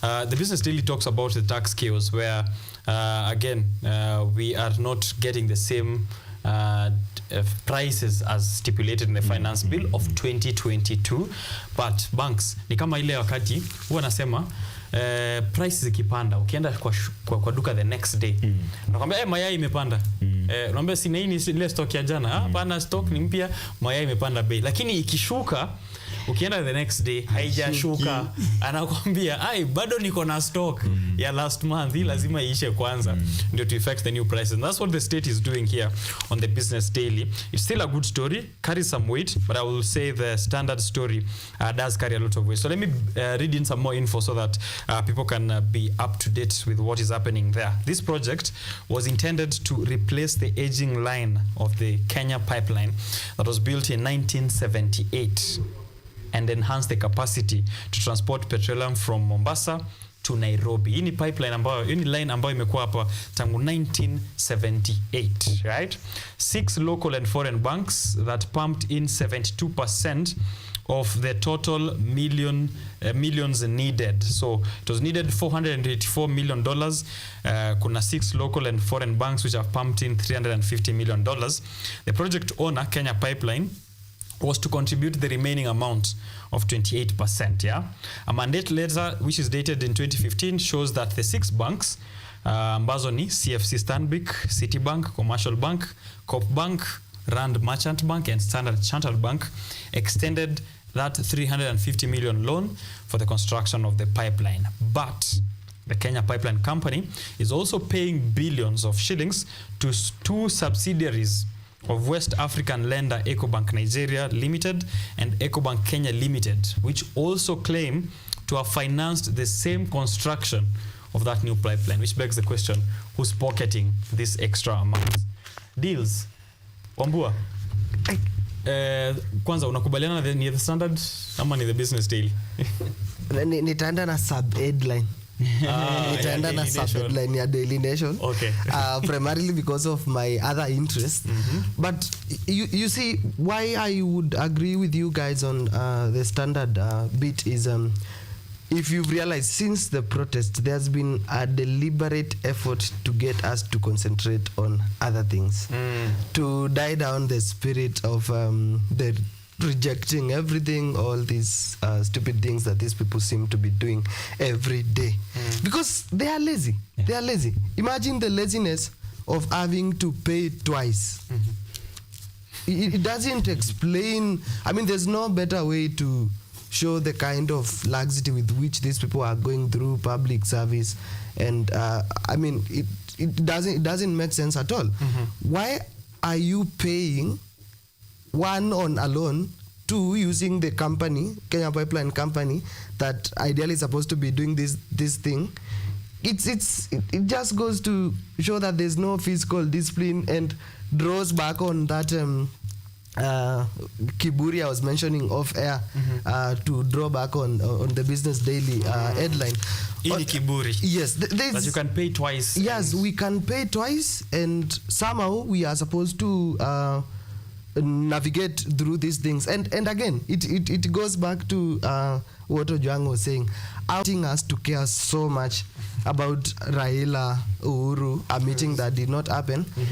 But here you also have another editor of a company that isn't. Are you paid, Richard? Because these people are not paying people, and that is the headline they can afford to come up with. You can see some kind of journalism that Standard is trying to do. Yeah. Yet you can also understand the frustrations of the people working there. Understand? Yes, I get what you're saying. In the entire company, the media group. Yes. So sometimes it's how we cover these things. It doesn't make sense that we are losing money. We are just off a protest against a finance bill. The previous one was declared unconstitutional. Yet, for some reason, IPRA doesn't care about that. The state doesn't care about that. And we are supposed to be okay. We are now suddenly supposed to care about Raila snapping Uhuru. We are supposed to care about Akalonzo and Agema. It doesn't make sense. So unasema nisilipwe, nikikosa kulipwa nitakuwa nasema ukweli. Sema tu ukweli. Tutakuwa hapa, tutakuja to make sure that the pressure increases to those who don't want us to succeed as a country. Yes. Because clearly to them we don't have a country. That's why they would rather do all these obscenities which don't help us. But for us, because we are interested in Project Kenya, and as I was telling you, we are the new adults.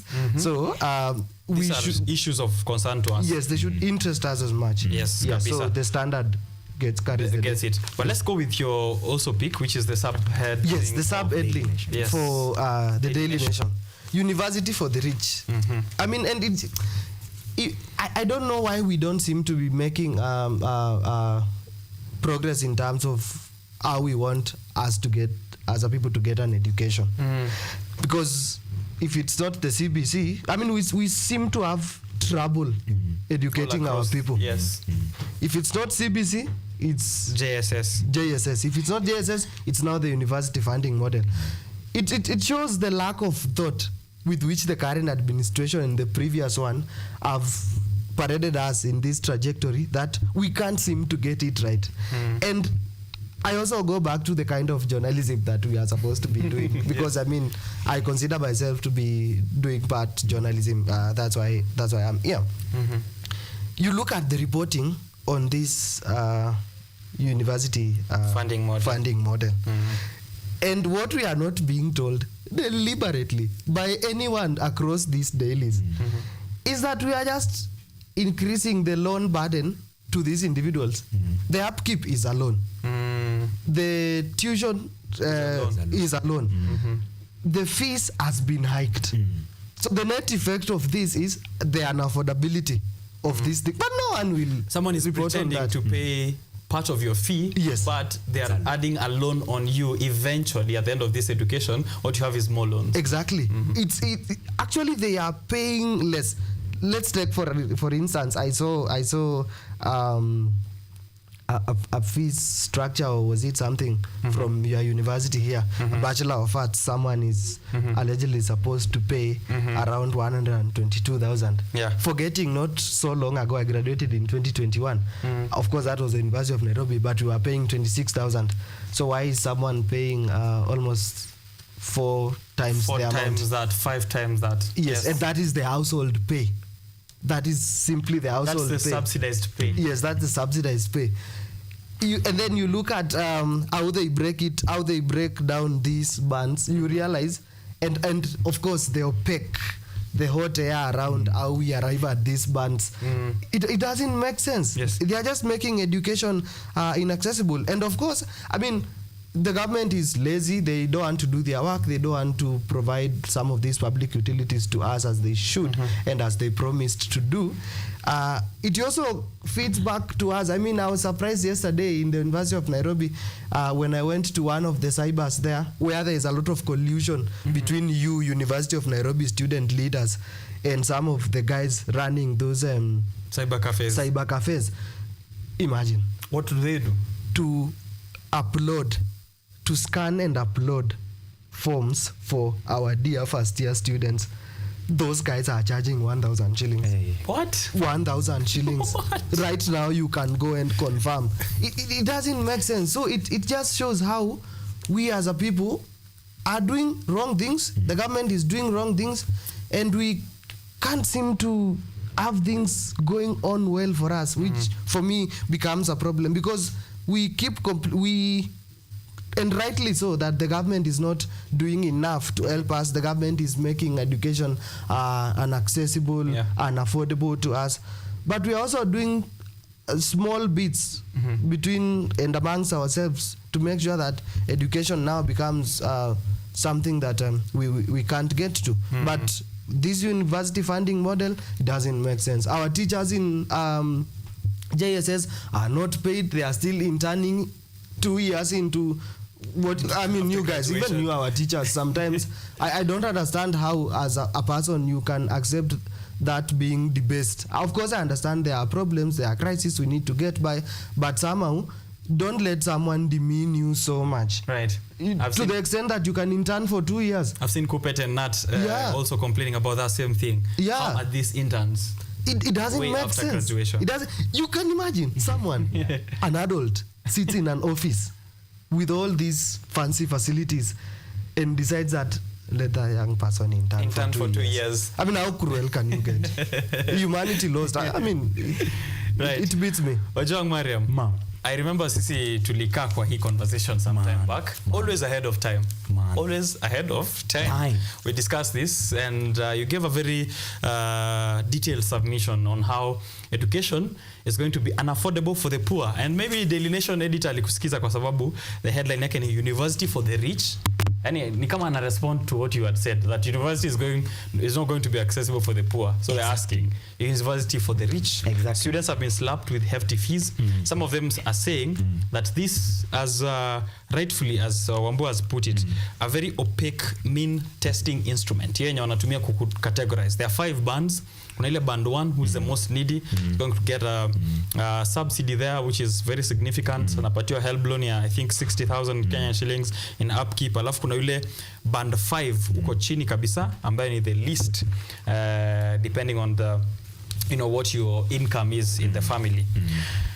Help students wana complain hawajapata help, wale ambao wako shule bado na wale wana apply. The president has asked that universities release fresh admission letters, and now there's chaos in universities across. KU, UN, watu wana reprint and send. And still kuna hao wenye Wambua anasema wanalipishwa 1,000 kwa upload to form. Whatever Wambua is saying depicts a picture of a country not of lazy people. A country full of selfish people. Sawa. Okay. Wangekuwa lazy tungekuwa tukisema here you work, but hatuna other things zenye zimeletwa zisaidie kuwork. For example, we had a funding model for these university fees. If it was not working, the government decided, okay, tuachaneni na hiyo, we bring a new funding model. Sawa. A lazy person would not do that. A lazy person bado miande a bit around the bush hadi apate solution. Meaning, actually, they are not lazy. Whatever they are doing is what we call selfishness.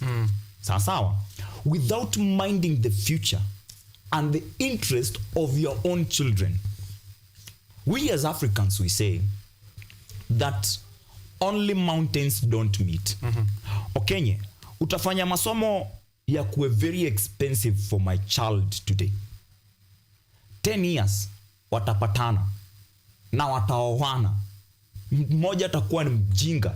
Mtoto wangu atakuwa mjinga haku afford kuenda hiyo campus. Wako atakuwa mwerevu. We will still continue with the chaos. Yes. You have never argued with an educated person. You have not argued with someone we can say is a foolish person. Atusemi mwenye atakosa kwenda kusoma ni foolish. Sawa? Listen to this. Parliament to hold meeting on university funding model. The standard, kitu tumetoka kuongelea kwa Daily Nation. The standard, ukurasa wa pili. So parliament wakae chini, waongelele. What is there to talk about? At the parliament to hold meeting on university funding model. Count all those allowances for these MPs. MPs who studied on HELB. We are being led by a president who was in high school in the early 90s. In fact, in 1991, when they were joining YK92, they were university students. They were using HELB. Right now, some of us are required to be paying HELB. Yenye tulikuwa tunapewa 50k by our time, na imekuwa ni ngumu. Wengine wameasha kuwa ni default. Saa hizi, tunaambia mtoto mwenye amekuwa akipigana miaka 4 kumaliza masomo through bursary. Wengine hata hawakuwa ipata. Na bursary ni ya pesa ngapi? Kuna kwenye wanapewa 10k, 5k. Kwingine ni 5k na hiyo ndo most. Na kwingine ni 3k. Amekuwa akistruggle. But anamaliza anaambiwa, kulingana na venye huko, inakaa kwenye mko mpaka na net worth. Sasa hata tuseme ni hiyo 10,000. Sawa? Sasa hiyo baba yako ni jobless. Mama yako ni jobless. Amekuwa akiimba. They become, sorry to use this because of lack of a better term, but lickers for the politicians. So that you can get what? A bursary form. Bro, we all contribute when it comes to taxing of our citizens. But when it comes to these taxes being used on Kenyans, it's being done selectively. Yes. Wale ambao wanasema muhesh juu, hao ndo wanapata bursary. Na ni bursary ya 5k ya USAID. Then wamalize waambiwe, there is a funding model you have to apply. Hadi saa hizi students wamekuwa wamepata, wenye wamemaliza KCSE last year 2023 wamepata barua mara 2. They are confused, they don't know what to do. This is the other twice yenye tulikuwa to mention. Ukweli 2 times. I do help students, especially those from KU, in terms of applying for these funds and all that. So kila mtu, I'm talking about freshers wenye saizi wanaingia second year. Anafaa apply tena afresh. Yet hadi last year higher education funding model ilikuwa mpya. Waka apply. Hakuna subsequent saizi, ni kila mtu ku-apply tena. Una apply kitu chenye leo government inaamka inasema, wase, hiyo si fiti. Tuna change tunaenda huku. Tuna change tunaenda huku. That's why it surprises me to hear President William Ruto saying that, we are working hard to ensure that this funding model is taking care of vulnerable students. And I'm wondering, what was wrong with what was already working? Improve the funding model that is was already there. Yes. It helped even that president. We are currently enjoying a president mwenye inasemekana, and I will never talk about him again being a hustler. Inasemekana yeye ni hustler, ameuza kuku. Sawa? So alitumia HELB. Na kama yeye alitumia HELB with all the problems zenye alipitia na alipata hiyo HELB, why does he think this new funding model ndo inasaidia watoto wa mama mboga, watoto wa bodaboda? Ni kama nikupee kazi saizi ya kusoma na sikulipi, you're doing it for free, na ukimaliza kusoma uanze kunilipa pole pole tena. Fraud. Very hard. Very tough. You said this president thinks he doesn't. He doesn't. Because if you sat down really and thought long and hard about where you want Kenya to be in the next few years, there's no reason you are making education unachievable. There's no reason you are forcing someone to pay 122,400 for a Bachelor of Arts degree for 4 years, which amounts to close to $500,000, and that's just what they have to raise for you to go through the 4 years. Yes. That's minus the loans that I'll have accrued. So by the end of it all, I saw some math on Twitter that I'll be indebted to the tune of 1.1 million. What? For 4 years. For That's just my bachelor's. As if that is not enough, Wambua. Once you are done with that course, let's say hata ulibahatika unafanya engineering, usikie body imesema hiyo course yenu haiko register. Na uko na deni ya more than 1.1 million. You've wasted more than 4 years in campus. Yes, it doesn't make sense. It's as if you're in government and you are doing guesswork. Let's see if this works. No, it doesn't work. Let's go back to this. Like it's the Pakamelo disco you are being told the other day on the Supreme Court, and doesn't make sense. And you also said something that they are going to sit and talk. I mean, what's there to talk about? Talk about how to help more of these kids access funding. So and the other factors that KU iko kwa gazeti leo. Na nimeona ndio picha ya hapo page 2, right? Yeah. Na ni juu ya the same things.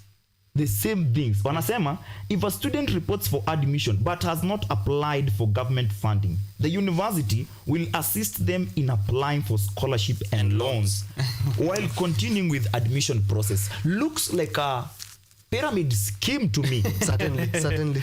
It has to be. It is a pyramid scheme. It even has the bands, band 1 and band 5. Exactly. Yeah. Pyramid inakuwa. Yeah, you had help was voluntary. Yeah. You don't have to apply for help. You chose to opt. But for this funding model, you have to. The university has an obligation to assist you to get a loan, to apply.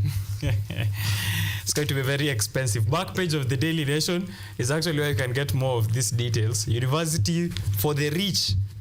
It's a question. University for the rich. Shock as needy students slapped with hefty fees. I saw a few other students also pointing out to more issues related to accessing school. Apart from, the way the bans are done is we need to do a mean test of, the income level of your family. So if you're umeita net worth, if net worth yenu ni chini ya 10,000 per mwaka, nyinyi mnaingia band 1. Alafu tunasonga mbele. But there are other factors the students are pointing out, such as distance from school to home.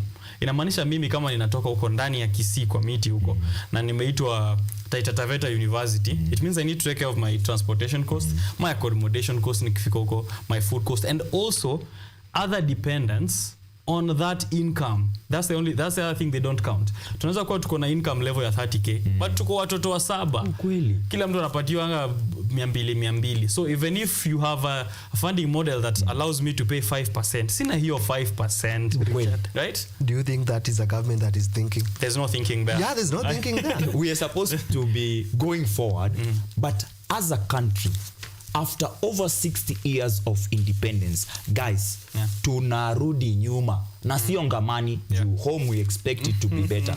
We are going back. Angalia watu wenye walisoma in the 80s. Hata usiende mali, enda 80s. Kuingia university was something that each child was yearning for. Why? Ukiingia university unapata kuna, yes ni loan, but unaipata. Yes. So inakusaidia kwa upkeep na kwa masomo. Unasoma 4 years smoothly. Yes. Right now, unatoka high school ukiwa fresh, innocent and naive. Na ushaanza kutengenezea gava pesa. Ushaanza on a stress ya negative. Hii gava naitengenezea do aje. Naitengenezea do aje. Juu amekuanzishia na maloans. Hakuna hadi utaamua kwenda campus. I remember hadi tukiwa high school sisi. Now that mambo ya help na huo utaamua being facilitated kusoma yaliisha. The teachers have turned to now motivating high school students to go to campus because utapata madem. Ati wewe usoma saizi usishughulike na madem. Wasichana wamejaa university. Is that what we should be selling universities? Rather than education. Rather than education. Right. It's a hopeless state for education if we go even back down from the university, tuongele JSS, tuongele teachers. Kupet and Nat are saying that by next week on Monday, if the CBA from way back in 2013 is not implemented, they're going on strike. Yeah. Education is sweet. Is it going to be any sweeter, Wambua? You see, the sweetness still there in education. The irony is not lost on me that we have a president who claims to have a PhD. From your own university. He's alumnus of UN. So our president has 2 doctorate. He got an honorary degree. But University of Eastern Africa, Bariton, what criteria do you really use to determine who gets an honorary degree? Right. And not just an honorary degree, but you are saying an honorary degree for service to humanity. This is a guy who was massacring people the other day and calling us criminals for simply engaging in civic dissent, simply because he couldn't even bring himself to pay the interns in State House to write him a good speech. That's why he went to AI. I mean, you people are making the academy seem to be like a joke. University of Eastern Africa, Bariton. And I mean, you see, it doesn't. You see, stereotypes. They waylay our relationships with fellow Kenyans. Yeah. You got it at Nandi. I mean, I'm not saying much. He got it at his own back. It doesn't make sense. I mean, honorary degrees have a merit to it. It's not someone who has been, I don't know, to the ICC, someone who has been accused of all kind of things. I mean, his bodyguards seem to just die like that somehow. And you see, with the protests, we've seen what kind of a person he is. How do you call people criminals? Terrorists. And go ahead to withdraw what they were protesting against, get it back, pick a few guys. I mean, it really says a lot about who you are as a person. It also says it says a lot about Eastern Africa University of Baraton, because he was given this for writing humane letters. Kuandika barua za kuonyeshana utu service to humanity. Na amepewa in a period yenye Kenyans are still complaining that people are being abducted.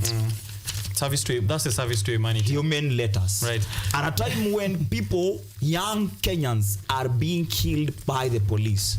Human letters. Right. At a point when Kenyans are saying we don't want that finance bill, the opposition joins Kenyans in saying we don't want that finance bill. Don't amend, reject. Anatuandikia human letters. Kweli. Na anaitwa sasa doctor. At that same time, as if it is not enough, na page 5, the standard, the high schoolers may not open schools this term, this coming term. Teachers ready to down tools, Kupet warns. It says, union says TSC has failed to fully implement the 2021-2025 collective bargaining agreement. That's a CBA. It has not been implemented. Yeah. The University Academic Staff Union, via their most aggressive Secretary General, Constantine Wesonga, are also saying the same thing, that universities will not be working from September if the government don't take care or implement their CBA. Yeah. Saa hizo walimu ama wahadhiri wa vyuo vikuu wanasema ya kwamba 40 billion was injected into the universities. They have not felt the impact. Of course, 40 billion ikiingia KU, hata KUTV na utaiona. That's the thing with, again, I've said it here before, economic development is not something you can hide. Si lazima nione pesa kwa account yangu ndo nijue kuna development. You just see it. The trickle down effects of economics are there. And but back to the question nilikuwa nimeuliza Wambua though. Wambua, you say education is sweet, and I like that you stand by that. Yes, it's being dirtied. Is it going to be sweet anymore for the future generations? Ulisema sisi ndo tutakuwa wazazi ambao watahave kulipa hizi university funding models. Sisi ndo tutakuwa tunalipia watoto wetu. Ndio maana napinga. Ndio maana I'm here because it is so unfair that we want to acquire an education but ensure that our kids don't get it, and is this deliberate from the government? It is. If you ask me, what's the outcome for a government to dumb down the masses. Okay, I just answered my own question there. Yeah, I mean, they want a mass that is not aware of what is happening. Right. A mass that will not question anything. And project number one has always been to ensure that these unions don't speak with one voice. You saw all these machinations with TSC. TSC claims cannot represent JSS teachers because they don't have this number. So I mean, it's so shameful that someone like the president, who apparently after becoming Baba Shalin said that we need this presidential task force for education certain reforms. Nothing has ever happened to that report. He paraded his primary school teachers not long ago. And you still, these guys are not paid. I mean, it's as simple as, it doesn't make sense for you to be earning 1 million when the person who brought you to earn 1 million hasn't been paid. It doesn't make sense. Yeah. I mean, if you met me, the TSC guy, there's no member of parliament would be earning more than a teacher, because even some of these parliamentarians, I meet them along the corridors of the University of Nairobi, going to a class. This is a class of a professor who will not be paid, or who will be paid 40%, who will be paid this time 60%, who cannot be financed for their academic work. Research. But you find a low-level employee, a clerk in a ministry, gets about 100,000 to go out of this country. Yet when a professor is going to produce knowledge about this country, I mean, prove that because we live in a capitalistic world, that we can generate brains, quality, which can think through stuff, and then these people get employed out here. You start saying, oh, Kenya this, Kenya that. You don't pay that person. That person's office has a poor chair than the one I'm seated on. Right. And you claim, oh, we have a Ministry of Education. Oh, it doesn't make sense. You pick a DO, who was a DO, now becomes a minister. And you mentioned something to do with economics, because you said trickle economics, these things have to be felt. Now you picked a person who is of a celebrated CPA holder to be head the treasury. It doesn't make sense. You don't expect things to work that way. Yeah. Give this thing to someone who has a sense of how economics should work, and let them do their work. Don't try to micromanage. Don't try to pay money twice. Just do the right things. Don't keep us with talks of, I am going to talk, whoa, we will sit down and talk. I mean, I was opening the Business Daily? The Business Daily. There's the issue on the finance, not the finance bill, but the agricultural produce bill, that apparently these guys are just supposed to go sit down and talk again. So what are you talking about? There's a lot of talks going on in the country. Yeah. It's a talking country. We keep talking and doing nothing. And a lot of reports which with little doesn't solution coming out of we need it. solutions. You don't need to tax mug beans. I mean, you really don't. You don't. You don't need to comply with some EU regulations on coffee, because it doesn't make sense. Of course, you want to work so hard to regulate these things, yet the president leaves ban on logging. I mean, if it's not double speak, it's either you don't know what you are doing. Right. But seriously, education is sweet. Please pay our teachers. And ensure that pay our teachers. That is the only way, because you people have children. Your children will have children. But of course, wait, you will take them to international schools and out of this country. Out of the country. Yeah, but for the sake of my would-be children and my children, things have to work, so you have to pay now. Those teachers, and they have to work now. Pay teachers. You can't have an education system where primary school teachers will be on strike, high school teachers will be on strike, university lecturers will be on strike. And then nothing happens. And then you keep saying fanciful things about models, funding. Pay teachers. Page 5 of the standard union to teachers, stay away from schools next week. And schools are supposed to reopen for the next term this coming Saturday, the 24th. So by 26th, mambo inaweza kuwa imeharibika if the crisis talks by this week. Hazitakuwa wanatafuta 13 billion. Wanataka wapatiwe 13 billion. Na tumetoka kuambiwa juzi na the unconstitutional office holder, the prime cabinet secretary, kwamba we lose around 600 billion every year towards corruption. So if we could get a bit of that money, tungekuwa tunaweza kulipa hizi mashida zote. That's why I'm saying Kenya pesa ziko. Pesa iko. Hiyo tulisha agree. Shida si ati pesa iko. Pesa ziko. Pesa iko. Right. So that's the story on education. Talking about pesa iko. Naona KQ, Kenya Airways wame make profit. But ni profit ya uongo. Yeah, I mean ni profit on paper. Whether ni ukweli ama ni uongo, at least wametuambia wame make profit. Na sio hao pekee. There was money that was from the Finance Act 2023. Pesa zenye, skiza. The government is unwilling to give up the billions from the tax measures of the Finance Act 2023. Even though the Court of Appeal ruled the law unconstitutional and the Finance Bill 2024 was rejected after public outcry. Unangoja refund, Rujuan. Unangoja refund ya housing levy. Tusingoje refund basi.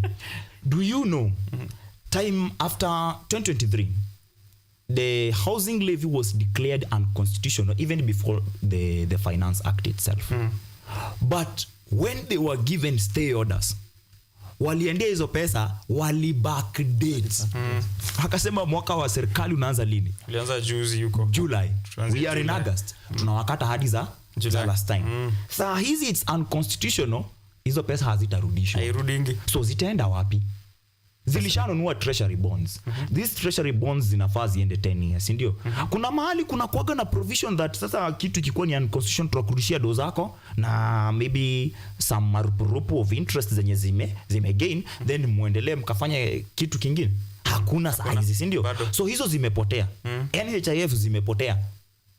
Na bado tunasema we have to live within our means. When we are living within our means, we are recycling cabinet secretaries who have deliberately put us in a limbo.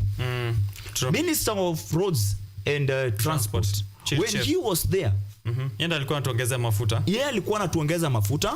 Everything ikihappen, barabara inahitajika pesa 700 million. He went all the way to 700 billion. Saa hizi, just because he's a fan of Manchester United. Mazeta mimi ni fan wa Manchester United. Na ukinipea kazi ya CS Sports ninakwambia hapana. Tulia. Tulia bado. Kenyans need to be honest. I was at least appreciative of what Madam Rebecca Miano did when she was told be the next attorney general of this country. She said, manze, that task is too heavy for me. Hata nikuwe ndovu aje, siwezi beba hiyo. Ni kuu. Sawa? But wewe unaenda unaambiwa umemismanage barabara, ende usaidie vijana na sports. Badala useme manze hapo mimi sitaweza. It's good that you brought up Kipchumba Murkomen kwa sababu yeye ndio alikuwa transport ambayo KQ hapo mali wameturn profit. Yes. Ombua, was yours a positive comment on KQ before I burst your bubble? No, I mean there are positive things to say about a lot of things, but one of it is not KQ. I mean, one of the benefits of education being sweet is you get to do a bit of travel, and for my age, it helps. Why I'm surprised that we want to make a fuss that there's something good happening in KQ is we usually try as much as we can to draw on this Kenyan exceptionalism kind of discourse, which doesn't help. I mean, our neighbors in Ethiopia, with Ethiopian Airlines, have of 8 times the fleet size that we have. And their airline alone made a few weeks ago, I saw in the East African, that they made gross, the profit alone was almost equaling what we are calling a budget in this country. That's the airline alone. Of course, we might talk about our as a state. Ethiopia is structured, but if we are seriously celebrating, and if we are seriously calling ourselves the pride of Africa, yes, and we are celebrating 1.2 billion when I mean that's the profit they are saying they made, and we only have a fleet of 34 flights. Yeah. Which can't even fly for over 10 hours straight, and we want to celebrate that. Yes, we want to celebrate that. And a few weeks ago, while we were on this very set, there was a report showing that KQ is on the verge of being suspended or frozen from certain countries because of the state of their fleets. Yes. They're not well maintained. Some aircrafts are very old, and they're not serviced as often. Very old, very old. It doesn't make sense. And then you have our neighbor, Ethiopia, commissioning an airport that will handle over 100 million passengers, and you still want to celebrate 1.2 billion. I mean, and on that point, I'll just say that we don't have a country. And Achebe, one of his last books was There Was a Country. Unless we want to say the same thing about our country, we need to get our business right. Yes, as we are celebrating Ethiopia Airlines, and they are, you know, pale kuna kuwaga na mashida zinakuwa zimejificha. Ni juzi tu uliona mwanadada hapo hivyo akifukuzwa, ati ndio mtu minister important. Simuite minister. Sister. Mtu important aweze kupata kiti. No apology. Sawa. Yes. Kwetu we are going to lose that airport completely. The people who are working for Kenya Airport Authority, they've started to down their tools because of the Adani group relations. Wao ndo watakuwa wakifanya kazi na Adani. Sisi tumekuwa tukilia, sasa wao wanalia. What about when he deal it go through? Yeah. And Adani waambiwe hii airport, hizi airport, hizi airport zote ziko nchini Kenya, ziko under you for 30 years. Na mkimaliza mtakuwa na 18%. Na get after. Always. Right. Hiyo ni hao. Hata ifai kuitwa KQ sahi. Itwe IQ. Yoni. Ama itwe IA, Indian Airways.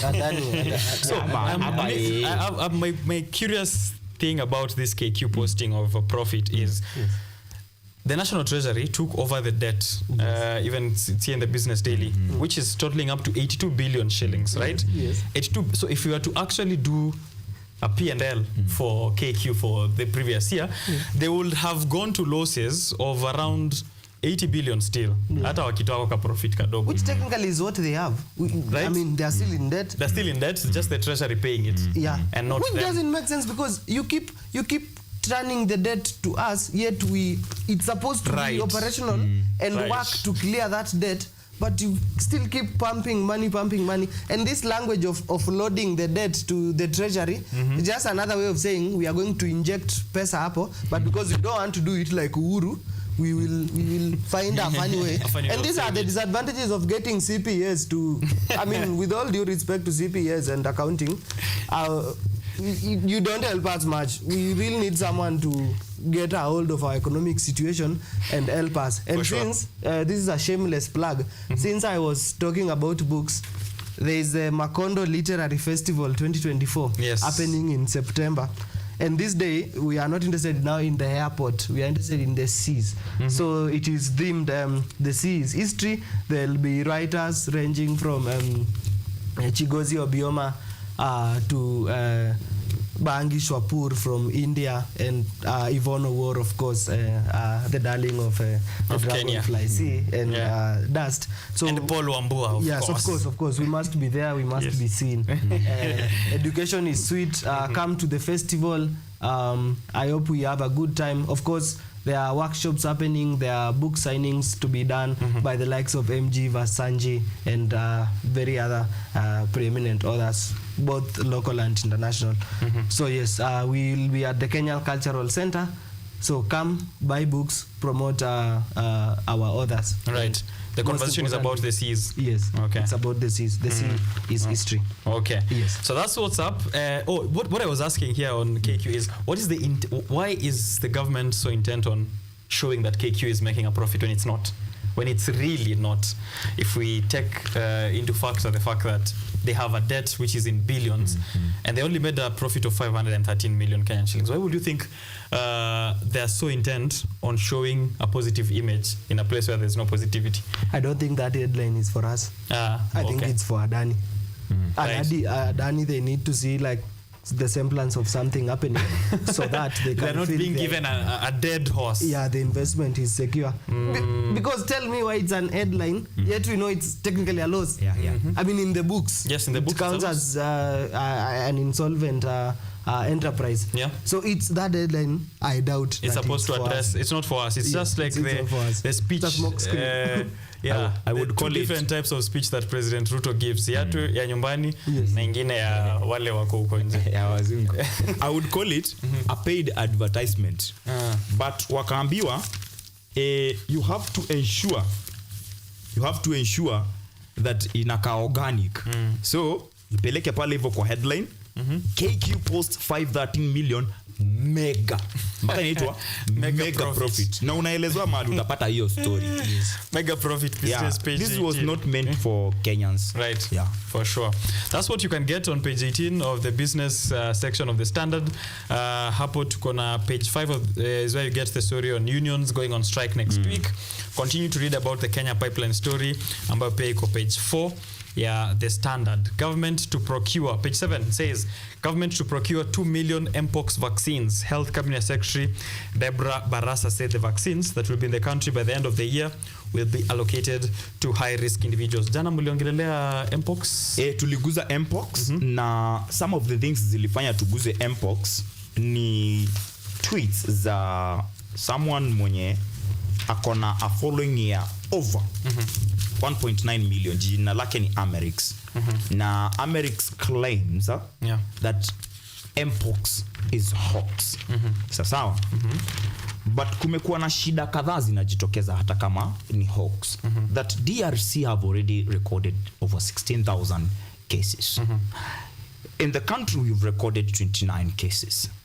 But hadi before all this happened, this had been speculated that there is another deliberate attempt to start selling vaccines again. Pfizer, or Pfizer for the layman, were not satisfied when their vaccination was kinda discontinued.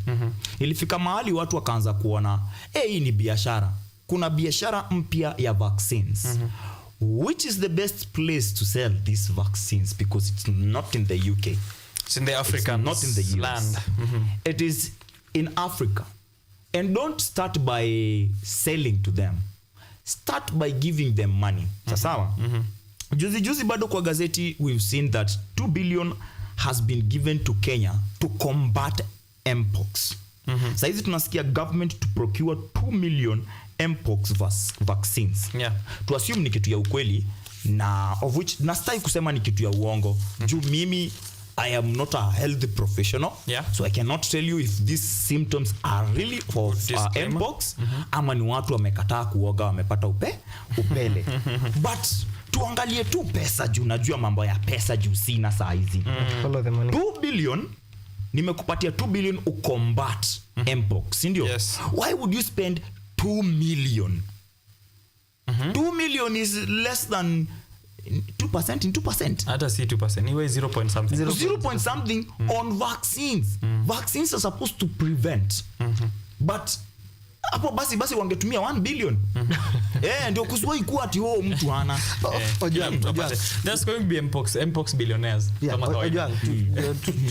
To sound very conspiratorial. Wacha tena. I'm sorry, Richard. It's okay. Another shameless plug. So my thesis is about the health and the environment. I'm reading a text by Veronique Tadjo. She's an Ivorian. A novel in the Company of Men is about the Ebola pandemic. in it, or part of my reading uses that discursive context of big pharma, the vaccines and all of that, and how that is fed into our failed health infrastructure to try and, of course, maneuver way through how big pharma conducts the business. So to that extent, I don't have a problem with the conspiracy theory. My problem, which is what I think that novel that I'm reading for my thesis addresses, is how, as people, we relate with our environment. And if you ask me, to sound also conspiratorial, because I mean the novel itself uses a fable narrative to memorialize the Ebola pandemic. Okay. My hunch is this could have something to do with the conservation. Because why conservation? You keep hearing monkeys, wild animals, human contact, vaccine. What happens? Now this land is quarantined. Now you are not supposed to do this. You are not supposed to do that. And at the end of it all, there seems to be something amiss. Yeah. There seems to be something amiss. That's why the people like climate change deniers, the vaccine deniers, or pandemic deniers and all of these things exist not because people don't want to believe in the science, but there are also lies in the science. That's why we want to get money, we want to combat this, and because we have all these bad manners of we can be corrupt, we can corrupt our way through everything, then we end up not believing the science. And that comes back to this thing the government has been insisting since the Reject Finance Bill, that it's a problem of communication. No, it's not a problem of communication. Things don't make sense, and if your communication itself doesn't make sense. Ojwang can easily pinpoint, because we are not stupid. You took us to school. We have brains, we can think. You get 2 billion and spend 2 million, it doesn't sound like there's a public health emergency or crisis. So if you work on your falsehoods and try to work on yourselves and live like decent human beings, then maybe we can trust the science. Right. But as is, we want to trust the science. There's no goodwill even in the people who are telling us to trust the science. Exactly. That's the problem. Yeah. I can see it. And you want us to take the vaccines, yet you fly out to be treated. You want us to take the vaccines, yet you don't pay our doctors. You can't even pay our interns. And you use that as a talking point to say, oh, because you've rejected the finance bill, now we won't hire people. Your interns. You can't live by threatening us. You will threaten us. We'll come to the streets. We'll do anything possible within our means, because we want this country to work for us. We are the new adults, believe it or not. You can call us your children, but we are the new adults. That's the bottom line. We are not children anymore. Right. To add on to that. Yes, do. I was sad yesterday during our newspaper review when a youth said that, judging from how things are, we can do nothing. Yet, it is recorded by Kenya National Bureau of Statistics that the youth, the millennials and the Gen Zs are the major population in this country. But they can do nothing. Kwa country ulizaliwa ujakuja, you can do nothing.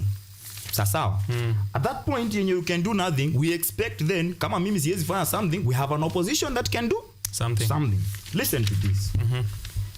Page 8, the Standard. End of Azimio, near as partners fight it out. Why? They took the biggest party in the opposition, made it part of the government by carrying all the oranges on that wheelbarrow. Okay? And the tune of the music has changed. Right. Member of Parliament, who is now a CS, John Mbadi, former minority leader in the National Assembly, Opiyo Wandayi, now in the same team as Kipchumba Murkomen, as Kithure Kindiki, who went back to the same ministry that he was in of Interior and Administration, to now collectively strangle us by telling us that we have 49 contentious bills that are good for this country. Non-contentious, yes. No, they are contentious. It is non-contentious to them. That's why I was asking earlier, where did they get the criteria to decide? If it was not contentious, we would not be talking don't amend, reject. Yeah. Okay? So now they are telling us that if these foreigners, because they are calling them foreigners or international companies, are rejecting these bills, they should tell us why. Let me tell them something. We don't need a foreigner or an international company to tell the government why these bills are affecting us. We expect these foreign companies and international companies to come to Kenya, create employments by setting up industries for us to gain. But if we make them short-handed, or we tie their hands or one hand, that will not be able to happen. Eventually, they will close down their businesses and go back to their countries. Sisi wananchi wa Kenya bado ndio tunabaki tunaumia. Na tutaumia sote. Let me tell you something. Tutaumia sote. When Mzee Jomo Kenyatta said that Kenya needs to fight ujinga, umaskini and ugonjwa. And right now we are concentrating on fighting umaskini through corruption, ensuring that wajinga wameongezeka again because of education. Ensure that we die. Manze wanataka hadi kutuua. By forcing vaccines on us for them to gain monetarily. Then they send their kids abroad. You get to hear places like Uasin Gishu or Rift Valley. They send the kids of the politicians abroad. How politicians wanna get mpaka guilty, some of them are resigning. Yesterday, we experienced a deputy governor, Borot, of Uasin Gishu. He resigned. Yes. Is it Uasin Gishu or Baringo? It is Uasin Gishu. He resigned. Yes. When he resigned, they said it is because he wants to work or continue working in ICT-related industries. Yes. Kama wewe ni akili noma, okay, you've done engineering, you will have a chance to be a deputy governor. Tell me about how many people you can help hapo tu kwa engineering. Usiende mbali. Such that you're telling us saa hizi you are resigning uende majuu. Yes, majuu gani? It is because of guilt. Umetesa watoto on your neighbors. Na hawa watoto wa your neighbors directly relate to your children. Ulisikia mtu kama Masi Taurusa akisema tulisoma na watoto wako. Kwanza huyo Borot. Walisoma na watoto wao. Yes. Saizi wanaumia. Kama tulisoma na watoto wa Wambua na watoto wa Okenye na tunapendana sote, tuko na damu, sote ni vijana, we all know we will marry them. Sawa. We all know that Baba Shali's daughter hata kama zaizi yako single na ako for 30 years, at one point or the other ataolewa. Na kama ataolewa akiwa amezeeka, trust you me, sio mtu ambaye ni tajiri atamuoa. It is these poor Kenyans who will take advantage of that opportunity. Si tumeumia sote, si watoto wake watakuwa wameumia pia. But now that you are saying names and mentioning people and marriage, wasn't one daughter married to a Nigerian? Hiyo story umeisikia. After that umesikia nini imeendelea? I mean, I've not followed. Na usiseme ati ni private, at their marriage was private. No, it was not. It did not work. Wewe unasema nini? It is not working. It is not working. It's in the public domain. Yeah, it is in public domain. For it, seriously though, what do these children of these leaders think? I mean, I would one day want to hear what they think. I mean, I can tell you what they think. Horrible things. But I have an honest question though, so that it doesn't seem like we are very biased to them. As you answer that, I will ask you this. I'll ask this question which we normally discuss off air, which is Ojwang. Wewe ungekuwa ni mtoto Ojwang ni CS, or Ojwang is appointed as CS. How would that reaction be if President William Ruto picked Ojwang? Just like we are seeing Mbadi being picked and then change of tone, right? We're seeing Joho being picked, change of tone. Yeah, child of a government official, child of the president, comes out during protests saying, youth mtulie, mzae anatujali. will you be of a different tone? I think given that you're benefiting directly from the same machinery. I think so. I mean, I've grown up to, or maybe I don't know, but sometimes ukiona mzazi anafanya kitu fala hata kama mkubaliani, yes you respect they are your parents, but I think unaambia hiyo dadzi hiyo iwezi, like now we tell them and we argue. I don't think these guys do. I don't know. That's why I said honestly I would one day want to know what conversations do you people have with your parents. Mnawaambiaga nini?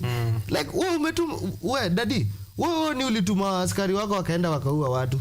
Wewe Raila, wewe umepeleka marafiki zako hapo wameenda huko hata hawako qualified. The only qualification is being in the opposition. Right. I mean it doesn't make sense. Do these children like talk to their parents? Watoto wakawira mangaza. Mom, unataka kuniambia wao MCA wote hawakutaki hizi mara zote ama wewe pia kuna kashida uko nayo? I don't know what conversations they have. I would really like to know. But unfortunately they don't even write books, they don't write stories, they don't go to podcasts. What do you do with your lives apart from eating the loot? That's a good question. That's a really good question because they have friends, right? I am a young person who, I'm sure there are people of my age. I went to high school with some of these children, children of politicians. I also wonder the same thing. As we are struggling, as we are striving, as the youth for our own rights. Wewe kama youth mwenzangu, wewe Juang ni mtoto wa Mbadi, na mimi unaona ninateseka Ruiru. Mbona huwezi ambia baba yako aache kunisumbua? Aache kunitesa bana. Hata usiambie baba yako anisaidie. Aache kunitesa. So, but this is which brings the question ambayo nataka tufunge nayo as you guys give your final submissions at 9:53 in the morning. Squeeze hii show ni moto. Tushafika time ya kufunga. Tushaisha na tujongelea Kawira Mwangaza hata vizuri. Hata kuna kitu sijaguza hapo hivyo na naona ukinitoka hiyo point. Nataka kukupatia kitu ya kumaliza uongee point zako zote. Sawa. So, end of Azimio near as partners fight it out. Last week tulikuwa tunasema who's on the menu, who's not. But in realize kumbe hata tulikuwa in the wrong kitchen. Huko si wenyewe wanapikia. Watu wanakulia huko Azimio ndo kuna mkulano inafanyika. So, which is going to be my last question ambayo imekuwa also on the social web. Na ni imekuwa public domain as Juang Mariam will put it. Na ni what are we now the official opposition? As is the youth? Are the youth the official opposition? Tunaona the likes of Murara Kebaso wakizunguka kufanya post-mortem on the projects that have been launched. Kuongelea they are dead and this is what killed them. Ulikuwa umesema the country that was. Hiyo kitabu ya mwisho. There was a country. There was a country, yeah. That's what Morara is doing, yeah. There was a country here, saizi kuna mahindi kwa hii airport. There was a country here, there was a road, but there's no more. Wale ni my engineers. Official opposition saizi imeenda wapi na will the government really be kept in check hadi mwisho saizi vile wameshikana kwa hizi side zao za kukula? Good. That's my final question to you, gentlemen. Good. I will answer that. Na nitaanza in naona ni 55 in a minute. Ukinipea a minute pekee nitaanza zote. Nianze na swali ya kwanza. It's a question of humanity and personalities. Yeah. Wambua anaanza kuitwa Professor Wambua lini? This guy bana amesoma like 3 years, 5 years. Yeah. So Wambua said one thing. That we are the new adults. That's how. If our parents have not understood that, it needs to linger in their mind. They need to be reminded. We are the new adults. Personally, I am a dad. So, I have an interest in politics and communication and media and all that. So, and as an active citizen, there is something that I do to my daughter who is 6 years old. Teach her to know herself, to explain herself, and to be on the table when we are talking about matters democracy. I'm sure my daughter akisha grow, yeye atakuwa akiongelea we need to nominate 47 women ndio kukuwe na equality in a democratic country. Atakuwa kingangana kama wale wanaume wengine. Meaning si wanaume wengine juu ni msichana, but atakuwa kingangana kama wanaume. Meaning she has been empowered on that point. Atakuwa kiniambia daddy kama tu vile huwa ananiambia saizi, daddy you promised me ice cream jana. What happened? Ndio nikae chini nimwambie pesa hazikupatikana, lazima nita-explain, si ndio? Inafika mahali, now the children of politicians wanaandamana pia. You've seen an example of Kionjori. Like Kipia East member of parliament, his son look alike mmoja, hata kuna watu tulidhani ni Kionjori bila ndevu enough but ako pale hivyo, meaning the conversation is changing na inakuwa pale hivyo kwa integration mahali tunasema manze tumesoma mbaya na tunasoma mpaka na watoto wenyu, mkitutreat vibaya mnatreatiwa vibaya. Who is the new opposition? We are the new opposition, the youth of this country, because imeanza kukaani kama wazee versus vijana. But we still can lose even if we are the new opposition because the opposition bado yenye iko officially on paper bado inangangana. The Azimio inangangana, ODM wakiwa guns blazing wakisema we are here to stay na bado wako pale miguu hapa pale. Tunarudi kwa animal farm. Sote ni wanyama bado. Kama wewe ni nguruwe na uko na nguvu unaweza inua miguu miwili juu. So wataanza kudanganyana. Sisi tuko hapa, sisi tuko hapa kama opposition, ni vile tunasaidia government. But bado wako in government. We don't have official opposition right now because Kalonzo pia yeye kuna mahali alifika akasema ni kama baba bado ni baba. The youth are the new opposition but they still can lose in 2027. Right. The old generation and the current politicians are forming themselves up. They are merging parties and all that. Sisi vijana tunafanya nini? Kazi yetu ni kulia tu. Tuko kwa media tunalia. Tuko kule hivi tunaambia Wakenya ukweli. But hatujipangi. Kuna kusema ukweli na kuna kujipanga. Nice. Chelewa utapata mwana si wako. Asante sana John Mariam. That will be your last remark. Asante. Wambo, I want you to pick it up there. You also have a minute for your last submission. Okay. Na pia ingekuwa respond to your point amesema, is it now youth versus wazee, youth versus the old guards? I mean it's a tricky question to answer because I mean for instance you look at what has happened to the opposition. Gen Z protests happened, it takes them by surprise and somehow maybe in a rush of madness they find themselves in government. So it was that for me, I mean as a person who supported Azimio, it didn't make sense that they did that. But on the off chance I'm supposed to let them off the hook, they were also surprised, they were shocked, and somehow they had to play their political cards. Did they play them well? I don't think so. Are they still the opposition? I wouldn't think that they are. I mean, it's a very confused thing. If you functionally not, maybe. Yeah, but functionally maybe not. Yeah, it doesn't make sense. But at least opposition in the sense that it's supposed to work, I don't think they are doing it. Okay. As on the whole Azimio thing, I mean they treat us to this political drama and sack us every other cycle. Yeah. We have a coalition. We believe in it. It changes. I mean, the perfect example is Kenya Kwanza. They paraded all kind of promises and stuffs. They've done nothing. Yeah. They're just there wasting time, wasting for 2027. Everything they do, including the financing model, is just a ploy to make us gullible again. But at least, I mean, with the current mood of the country, civic education happening and stuff, I think perhaps then maybe we are making progress. And I mean, I'm an optimistic guy, so I hope it gets better. Okay. Yes. Thank you very much, Wambua. Yeah. Thank you for creating time for us here. Hojong Mariam, asante sana. And Eleni na civic education, by the way. Yes. Mahali pale mko. I know your efforts individually and also everyone else out there. We played some stuff from Willie Oeba, who's a poet doing amazing stuff. Civic education. Wale ambao wanaingia mashinani. Kina Morara, endelea. Tumieni Morara mapicha mahali vitu zinalaunchiwa. Endelea kufinya. Press kabisa. Right? Asante. Wambua, tumalizie na hiyo quote hapo nyuma Business Daily. Yeah, last word. Leonia Cher, American singer, actress and television personality. Until you are ready to look foolish, you will never have the possibility of being great. Right. Until you are ready to look foolish, you will never have the possibility of being great. Right, go out there and be foolish. You will be great in the end. The Constitution of Kenya in Article 53, 1B states that every child has a right to free and compulsory basic education. And Article 55A states that the state shall take measures, including affirmative action programs, to ensure that the youth access relevant education and training. Keep them in check. Thank you for keeping it here on Biashara Tuesday, KUTV Kenya is 10 in the morning. We've been live on our live streams. Follow the rest of the broadcasting. Follow me, follow Juang, Paul Wambua on all social platforms. You can interact with us even if it's not the show time. Boniface Otieno was tuning in.